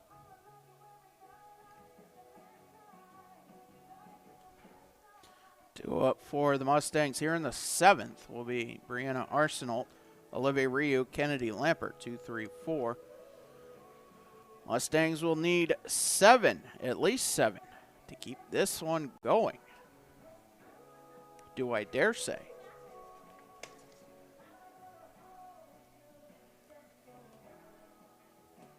So we'll have the weekend off here for Muncie Media and for the college and for high school.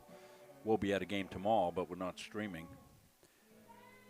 So I'm following my granddaughter's career. She starts her career at Gardner Area High School softball. They'll play away tomorrow up at Nokomis. We better rest up this weekend, Patrick, because we'll be at it next week. Starting Monday, we'll have high school softball action on Muncie Media. Tuesday, we'll have a quarterfinal game here for baseball. And then the weekend is chock full of ball. First pitch of the 7th, driven to right. Cowan makes the catch.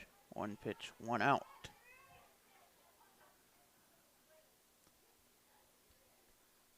We'll bring Olivia Rio to the plate. Yeah, you say better rest up. I have a game tomorrow, Saturday, and Sunday. Well, there you go. Right, you got UMA action. Yes, and Bates on Sunday. And Bates. Patrick, a man for all colleges. Can I use that? Yeah. Pitch low, 1-0. I can work for the colleges. I don't know if they'll accept me, though, as a student. Yeah.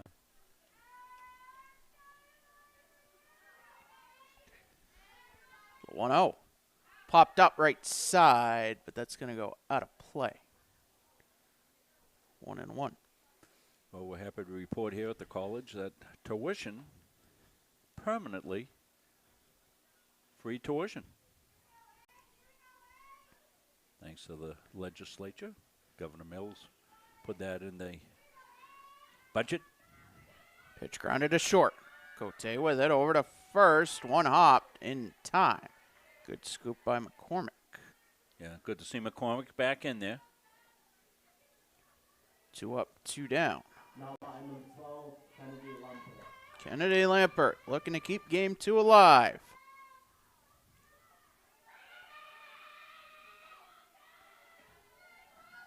And the pitch. Low 1-0.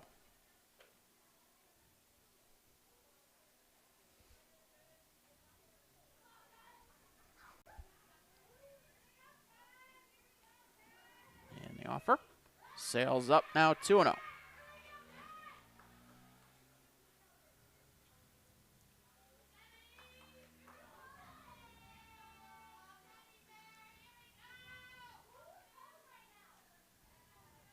And the offer. Driven to center, that will drop in. 2 out base hit. Keeps the Mustangs alive. Now Vanessa St. Pierre steps in. Now batting number 11, Vanessa St. Pierre.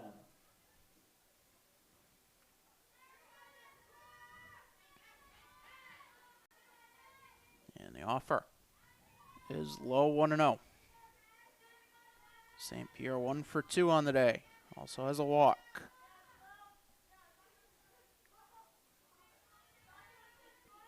The offer. That is low, 2-0.